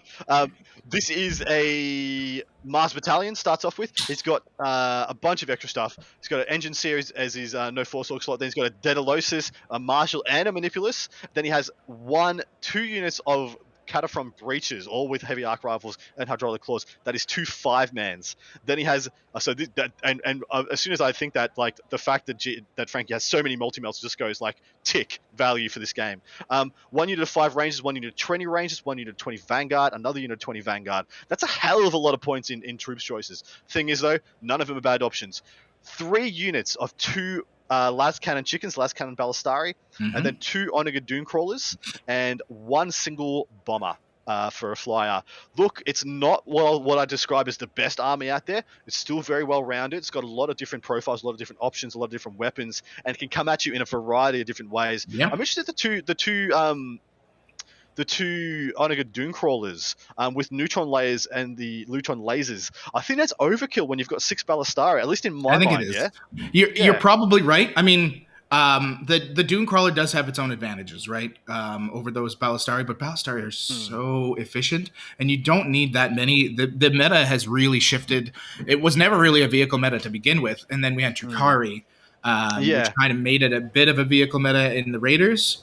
So I think, you're right that the Dune Crawlers are a bit of overkill, and they're not doing much in this game because Frankie decided rhinos don't exist anymore. Exactly. When I look at this list, I look at something that wants to kill 5 Raiders a turn. You've got Cataphron Breaches, which are phenomenal at the job, especially when they're buffed with things like Marshals, Manipuluses, Daedalosis, etc. And then you've got Rangers and Vanguard, which are also good at the job, and then picking up the contents that then get popped out by the over-under of the investment of 4 Cognis Las Cannons per turn. So yeah, the Onagas just look like dead points to me. The Onagas look like they just... Yep. I mean, those Mortifiers didn't have a chance of existing. That's true. Game. That is very true. They did not. They did not have a chance to exist. I guarantee. Like if those Mortifiers are still alive, it's because Frankie is a coward. That is it. And he hid them like nobody's business because there's no way they survive the shooting that was dedicated to killing only that in this army. Exactly. So what we see here, it looks like Frankie's has bulldozed a ton of sisters into that mid of the board to kind of just make himself known. This is where I will stand. He's chained back onto that back objective. Looks like at the top of your screen, he's got another unit that's hiding it on the objective up there. I cannot see the full bottom, but it does look like he's advanced into his opponent's deployment zone with another little squad of sisters on the bottom. Can we get a score update from anybody? I would love to hear where we're currently at, because we're probably in a turn 2 or 3, maybe even 4. Probably not 4 because of how slow AdMech can play, and a Sisters Horde army definitely isn't going to be the fastest. Look at that smile on Frankie. What a dreamy guy. He's just so happy. He's just chilling, giggling. He's a good-looking rooster. I think He his really list is. is I think his list is really good for this event I as love well. his list. I really love do. his list, man. Morven and a Palatine, 4 units, 5 units, 6 units of Battle Sisters, just 5-mans. Each one of them, teetotaling a multi-melter in addition. It's a lot of value to be squeezed out of there.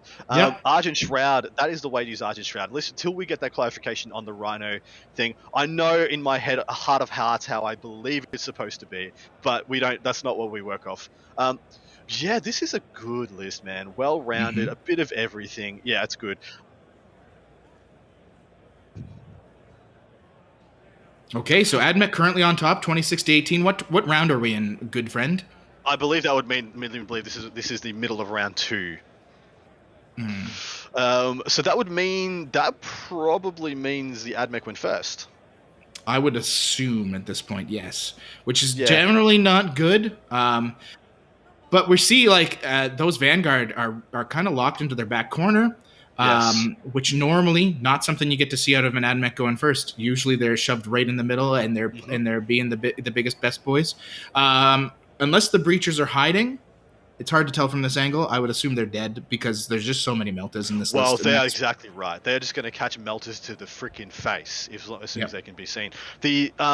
It looks to me. Can we able to get the unenhanced, the full table view, please, just so we can get a quick call of the game?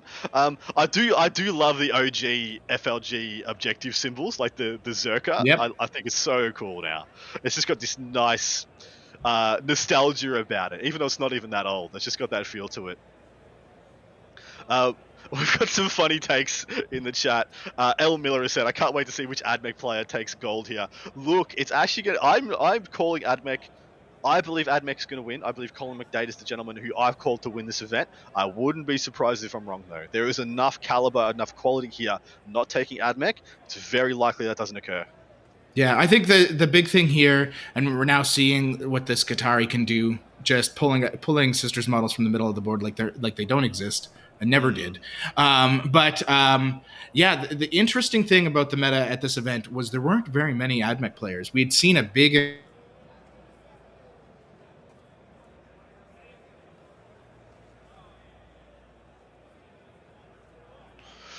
Did Pete cut out for anybody else, or was it just me? I believe Pete may be gone, so I'm going to pick up this. Look, that was a hellacious round of fire that just went down on Frankie. I wonder if he knew that coming, saw that coming. But yeah, that was literally just, I think, some Vanguard or some Rangers just doing what they do, nuking that middle squad. They've looked to be just barely holding on. I think that may be just a 5-man, maybe a character or two on that middle back objective. Look, Frankie looks a bit thin on the ground. I'd really love to get a wider view, please, from the production team. Please give us the full screen view. I'd love to see what the rest of the state of the game is ASAP. It could be that Frankie is getting freaking tabled, and we just are unable to call it. So 100% I would like...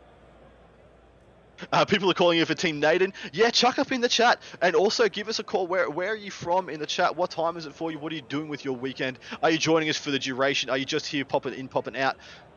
Let's see.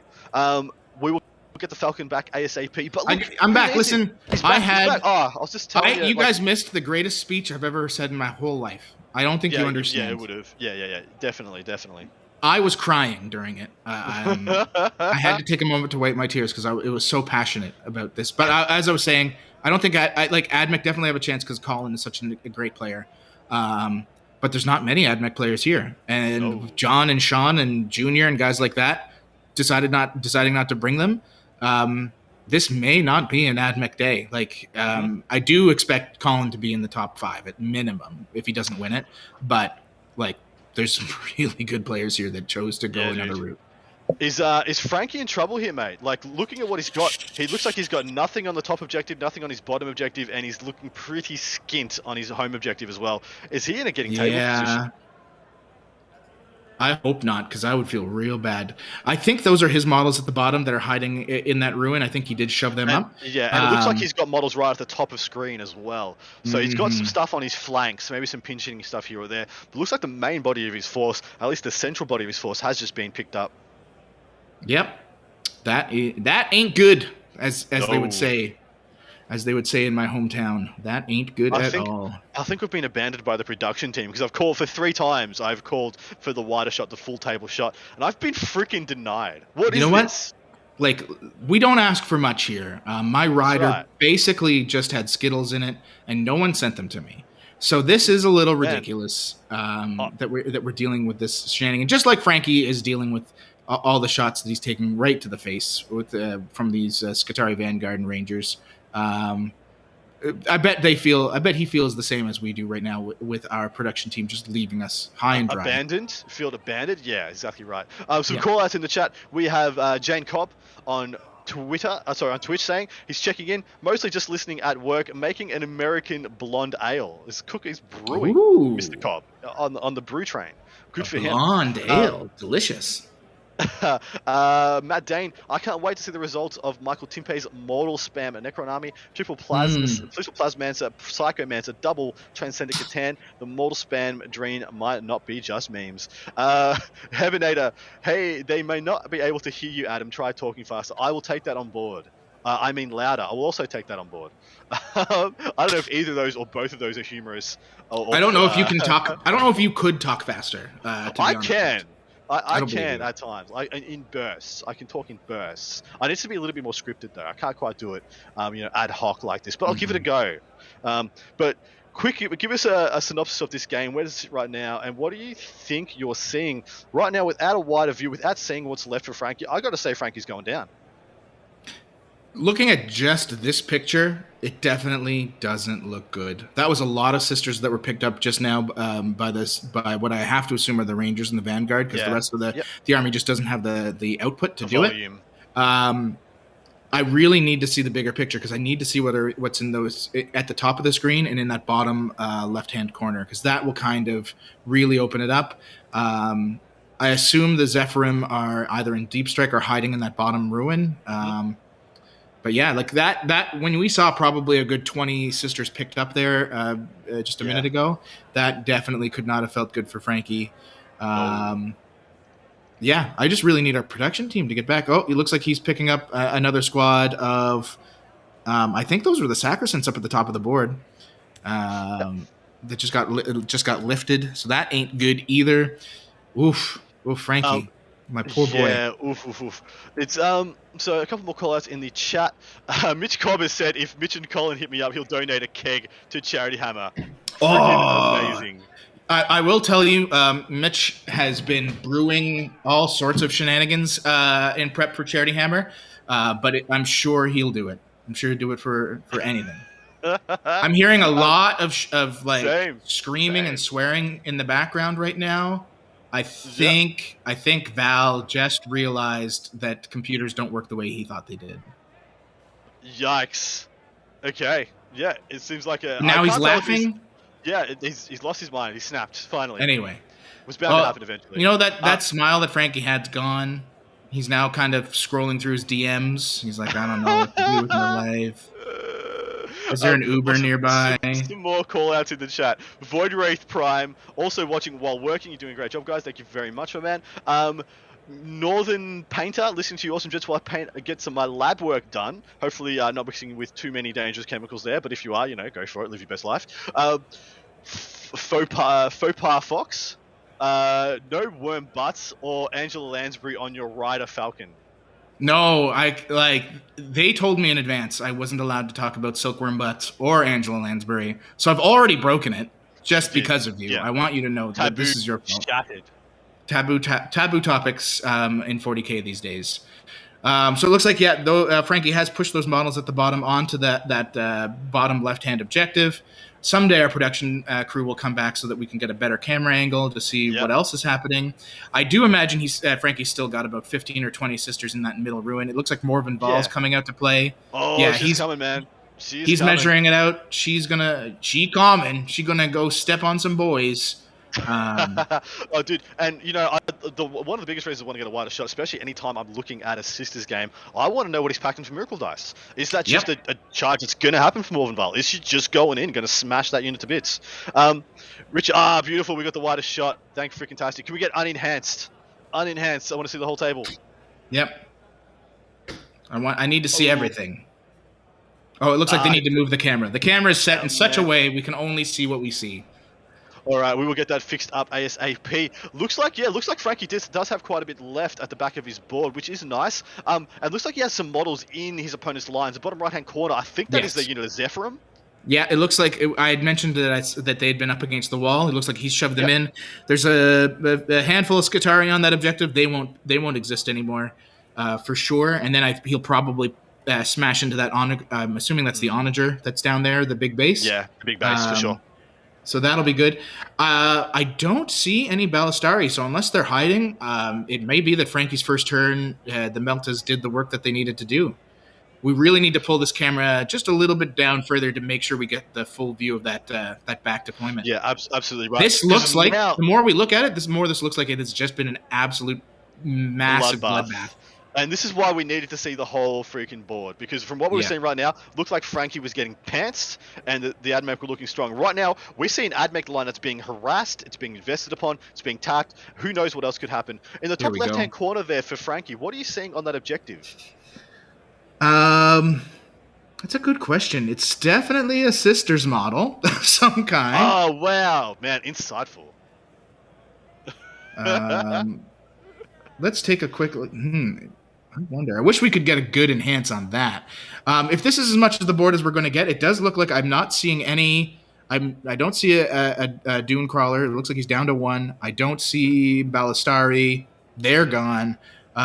It looks like we've got 30 or 40 Scutari left in that bottom left-hand, top left-hand ruin, along with character support. Sorry, there definitely is. There definitely is Ballistari. There is. Look on the left-hand side, the person cam, the man cam.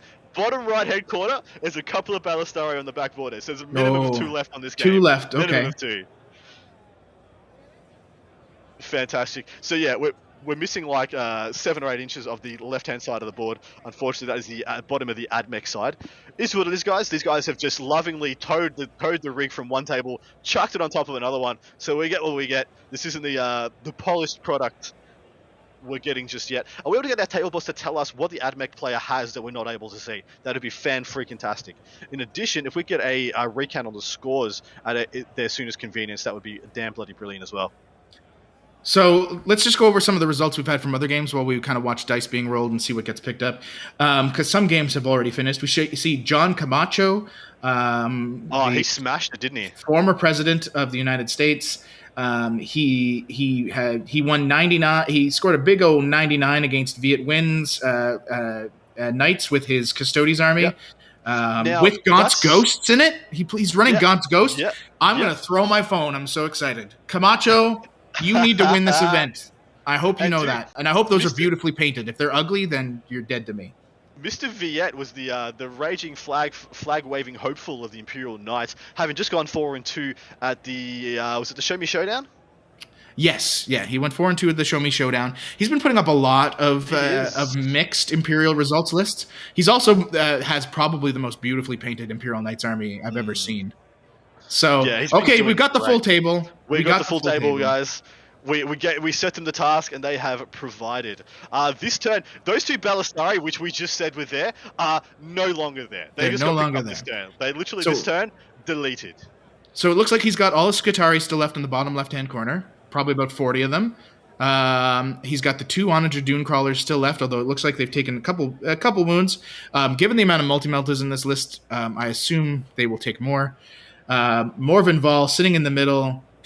I have to assume Frankie's got the miracle dice, and that's because that looks like a long charge otherwise. Otherwise, you're just putting her out there to get smashed, aren't you? And then if we can enhance that top left, I'd like to see exactly what Frankie's got. Are those the mortifiers and the Ballistari died too quick? Yeah, very possibly. If I was Frankie in this game, I think those are. They'd be going in freaking reserve, and I'd be chancing a 9-inch charge or betting I get good enough miracle dice to get them into combat. So if he was a coward, they're just getting smoked. Absolutely. But when you see your opponent invest in so many anti-tank guns, take the tanks off the table. Let him shoot all that. Let him shoot freaking las cannons into sisters. Yep. Who gives a crap? And it looks like those mortifiers are picking up a bunch of Scutari. Yeah, it looks like he's almost lost half that unit, maybe probably 7 or 8 from the bottom left-hand quarter. We're able to get the preview, because right now you guys aren't seeing... I know you are seeing the full screen. No, never mind. Wonderful job by the production team working on their toes, being nice and flexible for us. But yeah, that top left-hand unit that you see has been invested in by what is in the top left-hand corner for Mr. G and Papi Papa, and he has removed a good third there. That unit, yeah, so he's going to go... It's interesting that he's removed... whatever is on the central middle objective. It looks like there's one character there for the AdMech, doesn't there? Yeah. There's something hanging out. I would assume it can't be the Marshal. The Marshal has to be with all his good old buddies. So maybe one of the Manipuli was guiding some bolts of Ballistari and is now alone by his lonesome.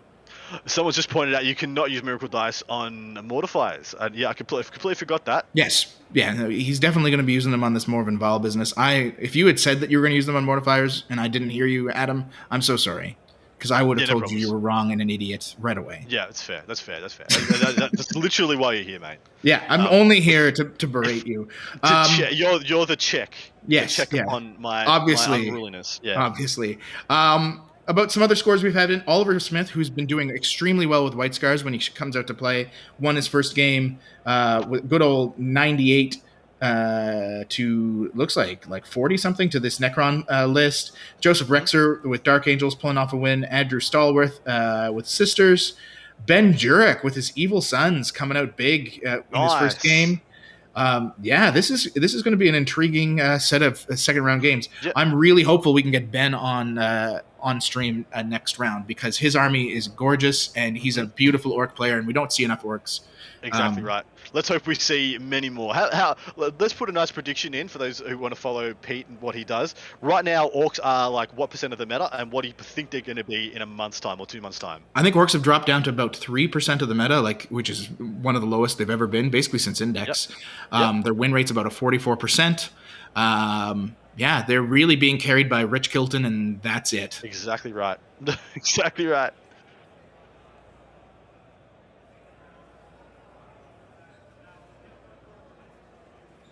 Yeah, so we just heard from the table that Frankie is growing concerned about how few models he has left at this point, and the killing ability of literally his opponent started with I think 60 infantry, and he's got him down to around 20-ish left. In saying that, if Morven goes in at this point, this could start swinging really hellaciously towards him, but he is concerned about what his ability is going to be going into the later rounds of the game. He's down by 2 points as it stands right now, or is it the other way around? I think he's up by 2 points at the end of his turn. He's down by 2. He's down by 2. Morven really needs to get into that blob of 15 or 20 because we're missing part of the ruin. I bet that's a full 20 still in that squad. It's gonna be full 20. That squad is going to be what's doing the work for AdMech. The squad that's been hit pretty hard by the mortifiers, less of a concern, but you always have to worry. Oh no, we're into the AdMech turn, which means Morven didn't connect. Morven didn't connect. Either he didn't have the Miracle Dice or he was just going for the Hail Mary. She is going to get freaking slapped by these Onagers. It looks like one of them did get tapped though, so one Onager versus Morven, and she got the minus damage and the invuln. Maybe he makes it through that. We're seeing 2 dice upon the central ruin for Frankie, and one of them looks to be a 1. I'm hoping that's his CP, or not his Miracle Dice. But either way, that's a bad dice roll for this state of the game right now. I do think the Mortifiers get to kind of have free reign. I don't see anything that's really there at the back, unless he does somehow have Ballistari that we can't see. I do think we're seeing the majority of the table right now. I don't think there could be a Ballistari on the back of the table that we're not seeing. Yeah, that's right. That dice he was just measuring his ranges. Seeing as his range was so close, I believe those aren't ranges, those are in fact Vanguard. It's interesting. Vanguard, they don't get to rely on enriched rad into these mortifiers because they have the vehicle keyword, if I'm not mistaken. So he's going to be relying on just mass shot spam with that unit and hoping to take them down. Which, mortifiers, They don't die that easily.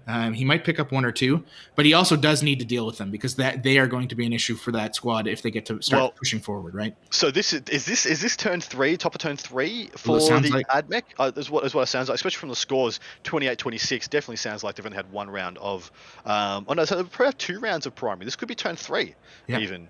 Because it looks like they've been trading 10s from what I can see from the board state. I don't think the AdMech has made it across to his opponent, and they've only just been hampered by that unit of Zephyr on the bottom right hand corner.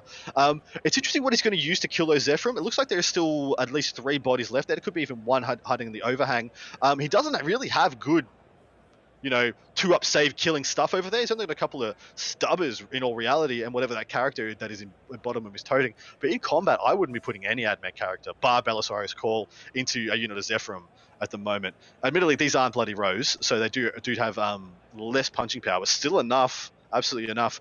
On the left-hand quarter, all his anti-infantry is staring down mortifiers, and all his anti-tank is staring down Zephyr. Whatever Frankie has done to make this come about, it makes sense.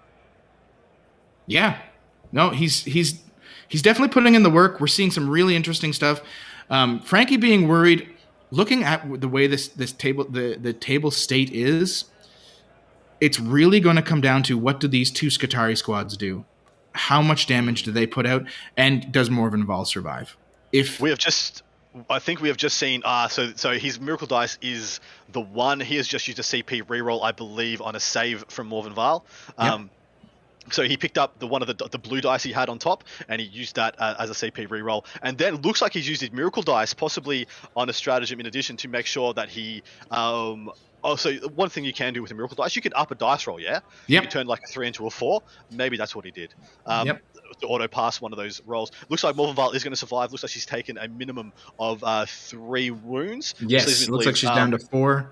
Yeah, it looks like he did 3, or it looks like he did roll a 4 for his damage on the neutron, which got reduced down to 3 due to Morvenval's special rules. Oh no, so it got halved.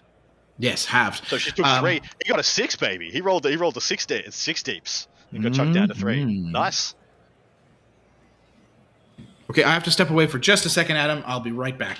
Don't worry, I like Atlas. I will carry this bad boy. So that looks like it looks like Morvenval may make it out of this turn. I'm interested to know why his opponent did not move the Rangers. I'd assume there'd be some repositioning there just to keep them safe, pull them back from the mortifiers on the left-hand side, back from Morvenval as well. Because if they're Rangers, they're still well and truly within range to shoot whatever they want. Rangers, range, but boom, serum going there. They still get the range of fire that they need to. And look, they might be trying to finish off Morven right now. He looks like he's dialing up a bunch of shots, a bucket of shots. What's that, 5, 10, 15?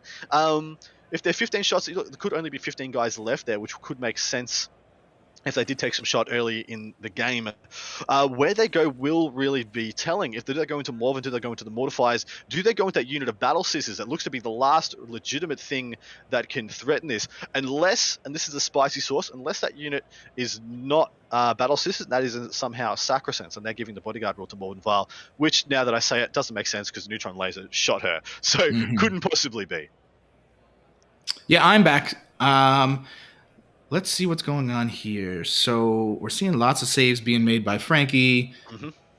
I assumed this was the Vanguard, either Vanguard at the bottom shooting into the Mortifiers, or the Rangers shooting into Morvenval. So it'd be interesting to see which one's which. I do not, now that Morvenval survived the neutron lasers, I don't expect her to go down now. I expect her to make it through this round. In which case, freaking genius by Frankie to draw the fire upon her. And yeah, if it made him waste his shots. So maybe what he had to do with having so few left. Look, it looks like he's got like 4 units left on the table. That was a big. Did you see those saves? Nothing less than a 4 on those dice. Wow, what a baller! Is he using the OG FLG dice? It's a good question. I bet he is, because that's what Frankie would do. It is what Frankie would do. You're absolutely right. What would Frankie do? We should get that on his shirt. That's WWF as well. It should be Frankie like dropping a people's elbow on somebody. Suck it, Pete. Scoreline for the Don Houston Greg Harris game, 89-35. Called it with precision. Adam? I think they cheated. They cheated. Collusion. No, So, Don loves me more than you. And he listened, and It's he's like, quite possible. well, I want Adam to be correct, obviously. He's like, this guy keeps calling me a vampire, so screw him. I'm going to intentionally drop 4 points. So looks like a score update. Frankie's now ahead 39-31. Both have scored 20 on primary. Frankie's got 6 on banners, 3 on stranglehold. That's going to hurt him having strangleholds, I think, right now. But having banners is going to be freaking huge this game. You can pretty much put those 15 points in. He's going to get those. Yeah, at this point, unless, especially with what looked like the amount of wasted shots his opponent put into Morven Val, because I didn't see Frankie pick up anything else, which leads me to believe that those Rangers probably didn't have lines into much else, and so they put everything into Morven in the middle, and she didn't move. And then he's got Grind Them Down, which... dude, Grind Them Down's Killmore for those following at home. Yeah. You're playing an MSU Sisters Army into, borderline Horde Admech. Why? I don't know. That's a real head scratcher for me. But jumping down to Joe, the Admech player, he's taken Retrieve Octarius Data, which is an interesting pick. I only see like one action monkey his entire list, like one unit of 5 rangers to really go out and do that stuff, and that's really one that Frankie can deny, board wise. And then engage on all fronts doesn't make any sense either. Assassination makes a little bit of sense, but look, he's only got 3 characters. I thought Frankie only had 3 characters: Morven Val, a Palatine, and a Dogmata. Is all I could see. That's all he took. Are we sure those are correct? I think those are flipped. I think that can't be right. They can't be this right. Can't be right. That's opposites. That's Frankie's is Joe's is Frankie's, and that makes all the sense in the world.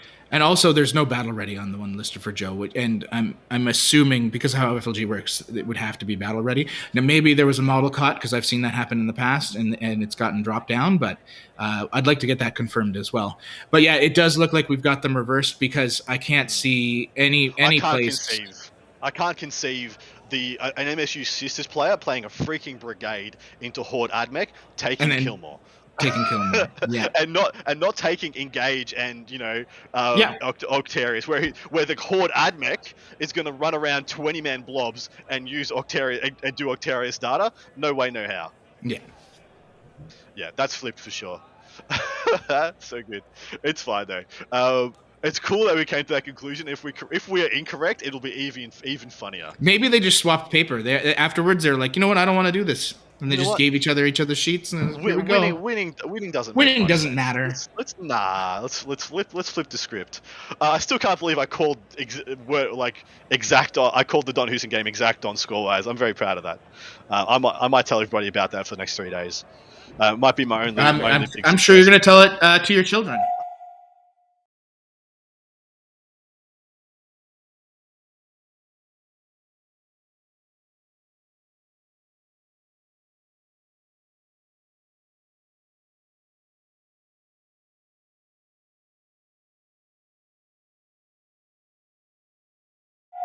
Streaming for a long time. If anybody wants to build a table for streaming, the best thing you can build it to is Grayscale. Grayscale the whole table. It gives the best stream experience, gives you best call of the game. You can see all the minutia that's happening, and all the models stand out like absolute dog's balls. Unless you got like horrifically snowed up bases, in which case you've made decisions already. Yeah, your life is. Oh, here we go. But your life is definitely a crap show if that's what you've been doing. So we've got a refresh. We can now actually see what's happening on the board. He's advancing some models onto that back bottom right hand objective, trying to expand his primary, which is definitely what he needs to start doing. I have to assume those mortifiers are going to shove up into those Vanguard on the bottom there, and just start cleaning house. Well, I think this is the turn Frankie clinches it. Frankie's already up. He's already sitting dominant. But this is the turn he should be giving his opponent a 0 on primary. Very easy for Morven Val to go around, or possibly even go deep into his opponent's line to get to the back bottom objective. It looks like the Zephyrim are still there. I was looking at the opportunities he was going to have to remove them, and it's like shoot Val and try and remove her, or shoot the Zephyrim. Can't do both because he only had one Onager to apply the pressure there. And so there, Morven Vile is going to the top left-hand corner, the bottom left-hand corner. Interesting. When we get This is definitely a backup plan in case the mortifiers fail to charge. Exactly right. Double down, triple down. Well, the mortifiers can't go through the walls, can they? So the mortifiers are going straight down. They're going to have to go down towards the Vanguard. But yeah, this is definitely block out these Rangers, force them to fall back and shoot if they have to do anything, force some CP expenditure. Well, mate, in all likelihood, with the Zephyr still being alive, if he makes both these charges, the Admech turn is going to be shooting one on a Gadoon Crawler, and that's going to be the entire turn for him. Because the other one will be tapped, and that's it. That's a winning game. That's a game Frankie wins. Yeah. If Frankie's not locked into combat with those Zephyrim, he could quite easily charge just one of the Dune Crawlers and then pile into the other.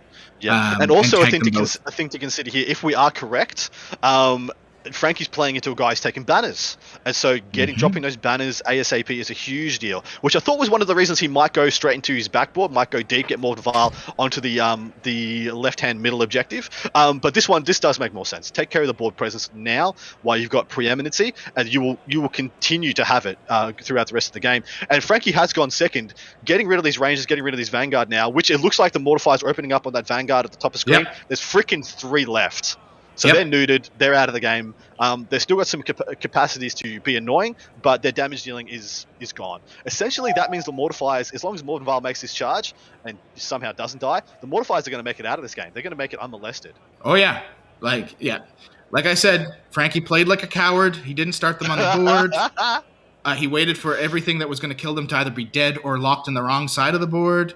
But you know what? That's sometimes how you have to play. You have to be a cowardly Sisters player to play strategically, and I'm all for it. Yeah, strategios, some kind of tactica. I've heard that the word thrown around here or there. Not quite sure what it means. Maybe one day I'll discover. It looks like oh my freaking god! Looks like there was a path over the underhang of that ruin for those mortifiers to make it in.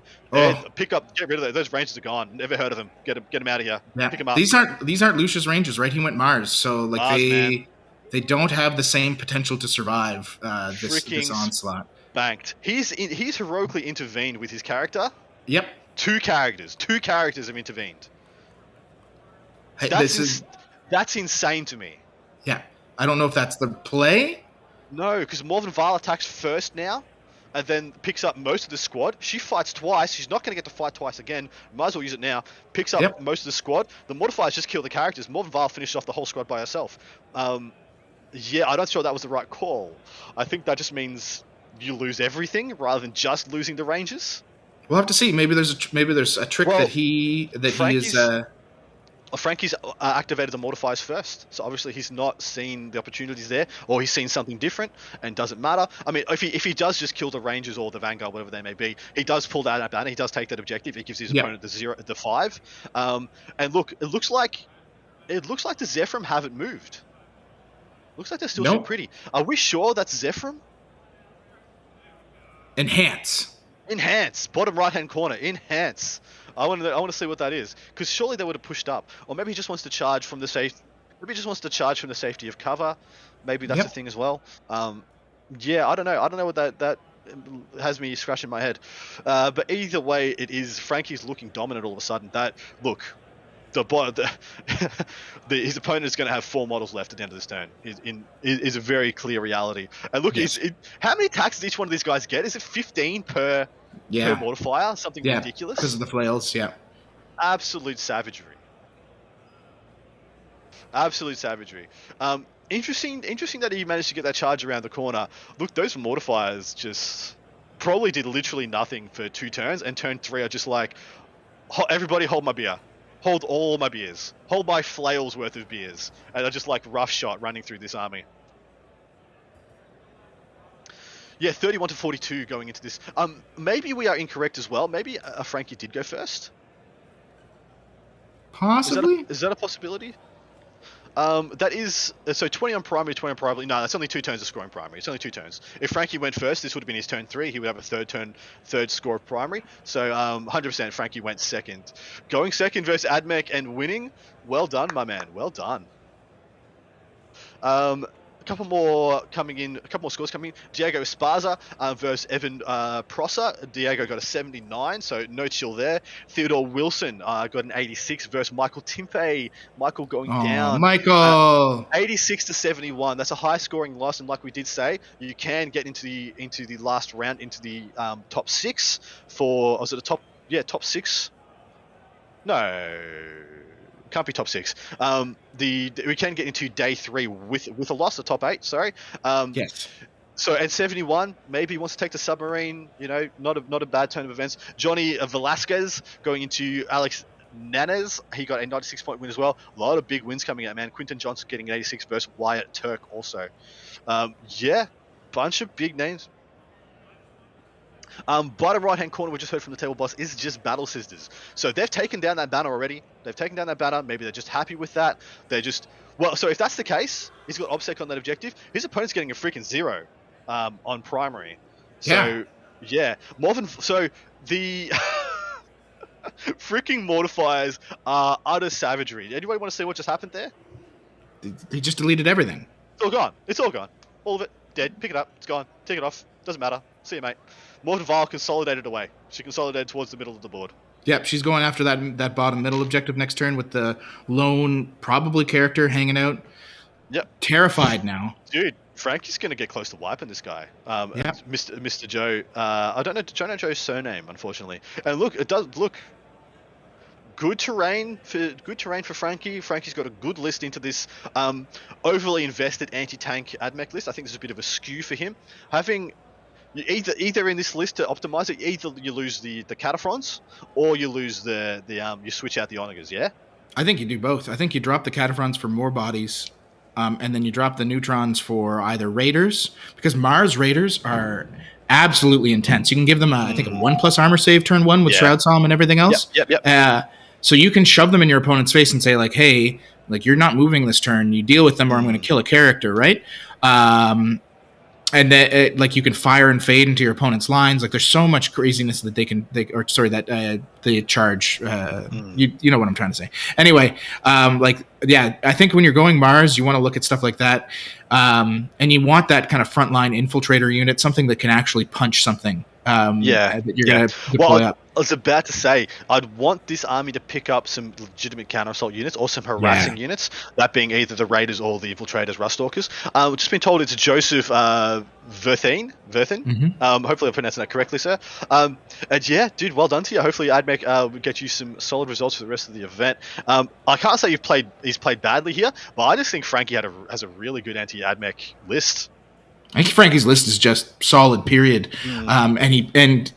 I joke around a lot about Mr. Giampapa, but he knows how to play this game. And he plays it a lot. He's been at a lot of events, really pushing the limits with Harlequins and with Sisters, trying to figure this stuff out. And that's how you win this game, guys. Is you get reps in, and that's why Reese is actually the worst player in the FLG studio, because Reese just doesn't play anymore. All he does is sit on his Peloton all day and talk on his cell phone, because he's a big boss man.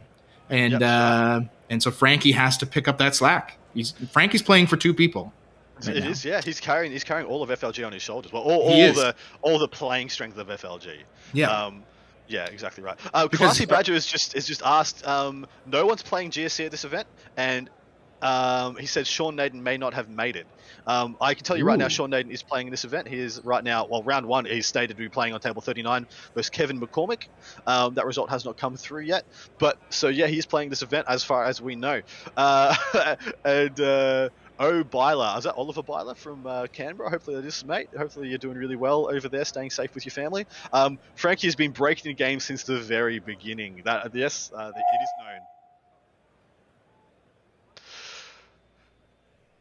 So, all right. I'm impressed. There's no rust on that Frankie chassis. Has he been playing much in this edition so far? Yeah, he's been at a lot of events. Not like he hasn't been putting up very amazing numbers lately, but look at him. Look at this guy. Look at him. Just I'm look so at him. happy for him. I'm so impressed with his skills. Like, he played this game so well. He lost a ton of models, but he prepped to do so. Like, when we tuned into this game turn 2, and he picked up like 20 some odd sisters, I was like, oh no. And even he said it. He was like, this is not good. I don't like where this is going. But he played those modifiers perfectly. Yeah. He made sure that the things that were going to kill them were dead or out of position to deal with them. And then they just came in and smashed. And they smashed so hard. Well, dude, sum total, there were two 20-mans, and then there was no 20-mans. And then there were no 20-mans. And it's basically all in the back of those mortifiers, just ripping up heavy boulder shots, and then those penitent flails, getting in the work. So intense. And now we're just kind of playing cleanup. Let's see how this game ends up. This is definitely in the bag for Frankie. He did just pick up something, though. Was that Morven? Did the neutron bomb finally pick her up? Neutron must have got her, mate. Interesting if he. Oh yeah, sorry, I was just saying because I thought he didn't touch the wall, so I didn't think that they'd be able to see through. But he probably got an angle on her, moving the rightmost Onager straight backwards. Yeah, probably pick her up. But yeah, getting a 0 on the primary for Mr. Verheim. Apologies. I'll just call him Joe. For Joe getting a 0, that's going to be the tail of the game, and little to no ability to stop Frankie getting 15s for the rest. Even if those secondaries are not switched, Frankie will probably end up winning by about 30 points. If those secondaries are switched, if we can get that confirmed that they are the wrong way around, Frankie's looking like he's going to get a decent score, probably in the high 70s, possibly 80s. Yeah, it's going to be interesting. The only other thing that could be is if there's something in reserve that we haven't seen yet from AdMech, but I think he would have had to have played them by now. Exactly. Right. Losing Morven is a big deal for Frankie because those mortifiers aren't going to be able to make it to those neutrons. So those neutrons do have free reign to do stuff, but Frankie has so many like little 5-man units left on the board that he's just going to keep, like you said, scoring the primary, and the neutrons can't pick up more than 1 a turn because they're not designed to kill those kind of units. Exactly right. Now knowing that it's just a battle sisters unit in the bottom of the screen, the bottom left hand or the bottom right hand corner, depending which view we've got for you guys. It makes all the sense in the world he didn't move him out of the cover because all he's really got is to put stubbers into him, and he's going to have 2+ saves against the stubbers. So unless he's going to force him to put neutrons into those guys, which is probably so good it was going to be so good for Morven, so good for the mortifiers to not have them be worried about being molested by him. Probably just leave him there. Let him worry about having to put 2-up saves on him, and enjoy the good life. So I really do, like you said, I do think this is Frankie's game unless there's a hidden unit we're not seeing. Like because of the angles, it's possible. Like in this bottom middle ruin, there's some dudes hanging out that we don't see. Given how aggressively he's positioned that other Onager, I assume that's not the case. I assume that he's moving up because he's like, this is the only way I'm going to claw this back is by getting that guy deep as possible into those lanes. And then use the bottom dune crawler to deal with the mortifiers as they try to run out. Yeah, spot on, mate. The Onagers right now just feel like dead weights, and I think that's what we were speaking to. The fact that right now, if he had if this was 2 units of Surplus Raiders and a unit of 10 infiltrators, wow, what a different game! Wow. What a different game. The harassing elements that AdMech have available to them are absolutely obscene. Like only Drukhari have arguably better harassing elements. And that's simply due to the jank level that they have, with the no fallbacks and things like witches and etc. etc. But yeah, look, this is a great game by these gentlemen. I wouldn't be surprised if there was a handshake forthcoming at some point, because playing through the rest of these turns is really straightforward. Looks like the 1 mortifier did get picked up, by the way. They are inside that ruin, so the Onagers would be able to draw. If they can see them, they would be able to shoot them. And aggressively, really, it's only the mortifiers that are going to make an impact past this point. Is that a Tech Priest Dominus sitting straight below the mortifiers? Maybe he did make it through that combat, and because he is all metallic-y, we didn't notice it. Looks like he may have fallen back and remained on that objective. What I thought I would see is the unit of 3 Vanguard or Rangers coming across from where they were, and there's probably only 1 or 2 left because of morale. Yeah. And coming across there and just taking away that objective, taking it back off them, just to equalize it, make sure those mortifiers have to stay there and can't just go hit the middle objective and take down that banner as well. Yeah, so it looks like we did have a handshake by the AdMech player. Yeah. We'll just wait and see. They'll probably play out the last turns just because they have to, but there's not much to play out really at this point. Yeah, legitimately.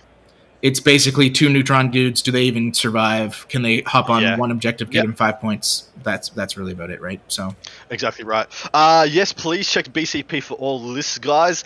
Pretty easy to find on BCP now. Go to the browser option if you at all find the app unwieldy, and you can find everything you need to know about all the amazing players at this. We're going to the studio view. We're going to give you guys a bit of a wrap up. We'll give you a rundown. As soon as this gentleman put in the scores, I'm going to keep my finger heavy on that refresh on the standings just to see where this one comes out at. What do you predict this end score is going to be? I'm predicting low 80s for Frankie.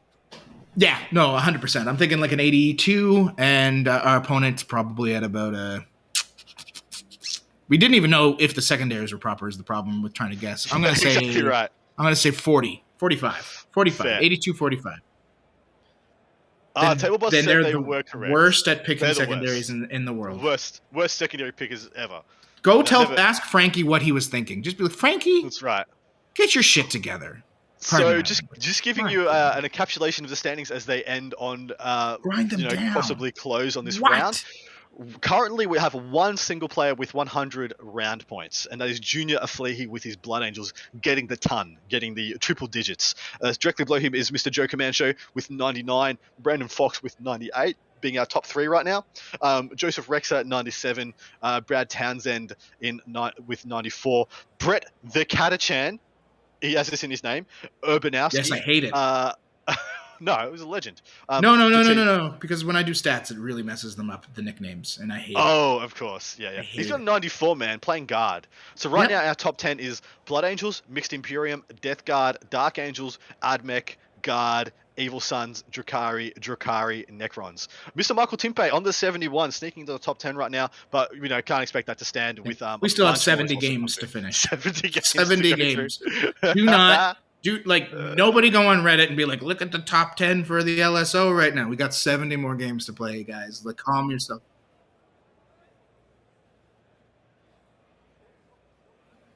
Yes, so the wonderful Val has just spoken to Ian, saying he had some incredible technological advancements made in the realms of streaming while off stream. I bet it was what all the swearing was about, for sure. Legitimately, he just replaced the hamsters. He's like, this hamster is not doing the required job. Yep. He put a new hamster in, and the wheels are turning.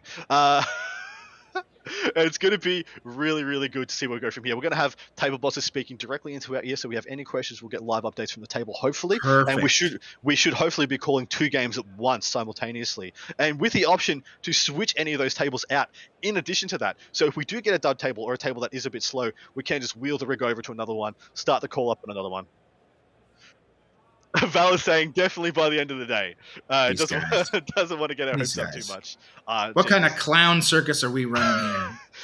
It's clown college. I want him out of my league. You get rid of their license. Who gave these guys a license?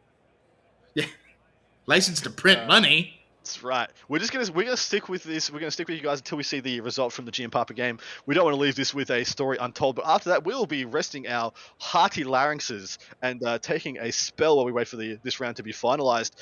People following at home, who are your hometown heroes? Who are the guys who are representing you, your home states, your towns, your cities at this event? And who do you want to see go the distance more than anybody else? Some call-outs in the chat.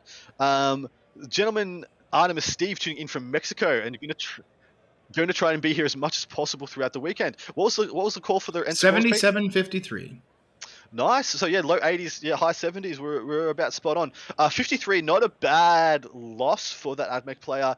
No, could be far worse. Yeah, dude, considering what the board state was at the end, getting essentially tabled, he did manage to get a decent amount of points, which legitimately, there's no way he got those points with those secondaries. They were flipped.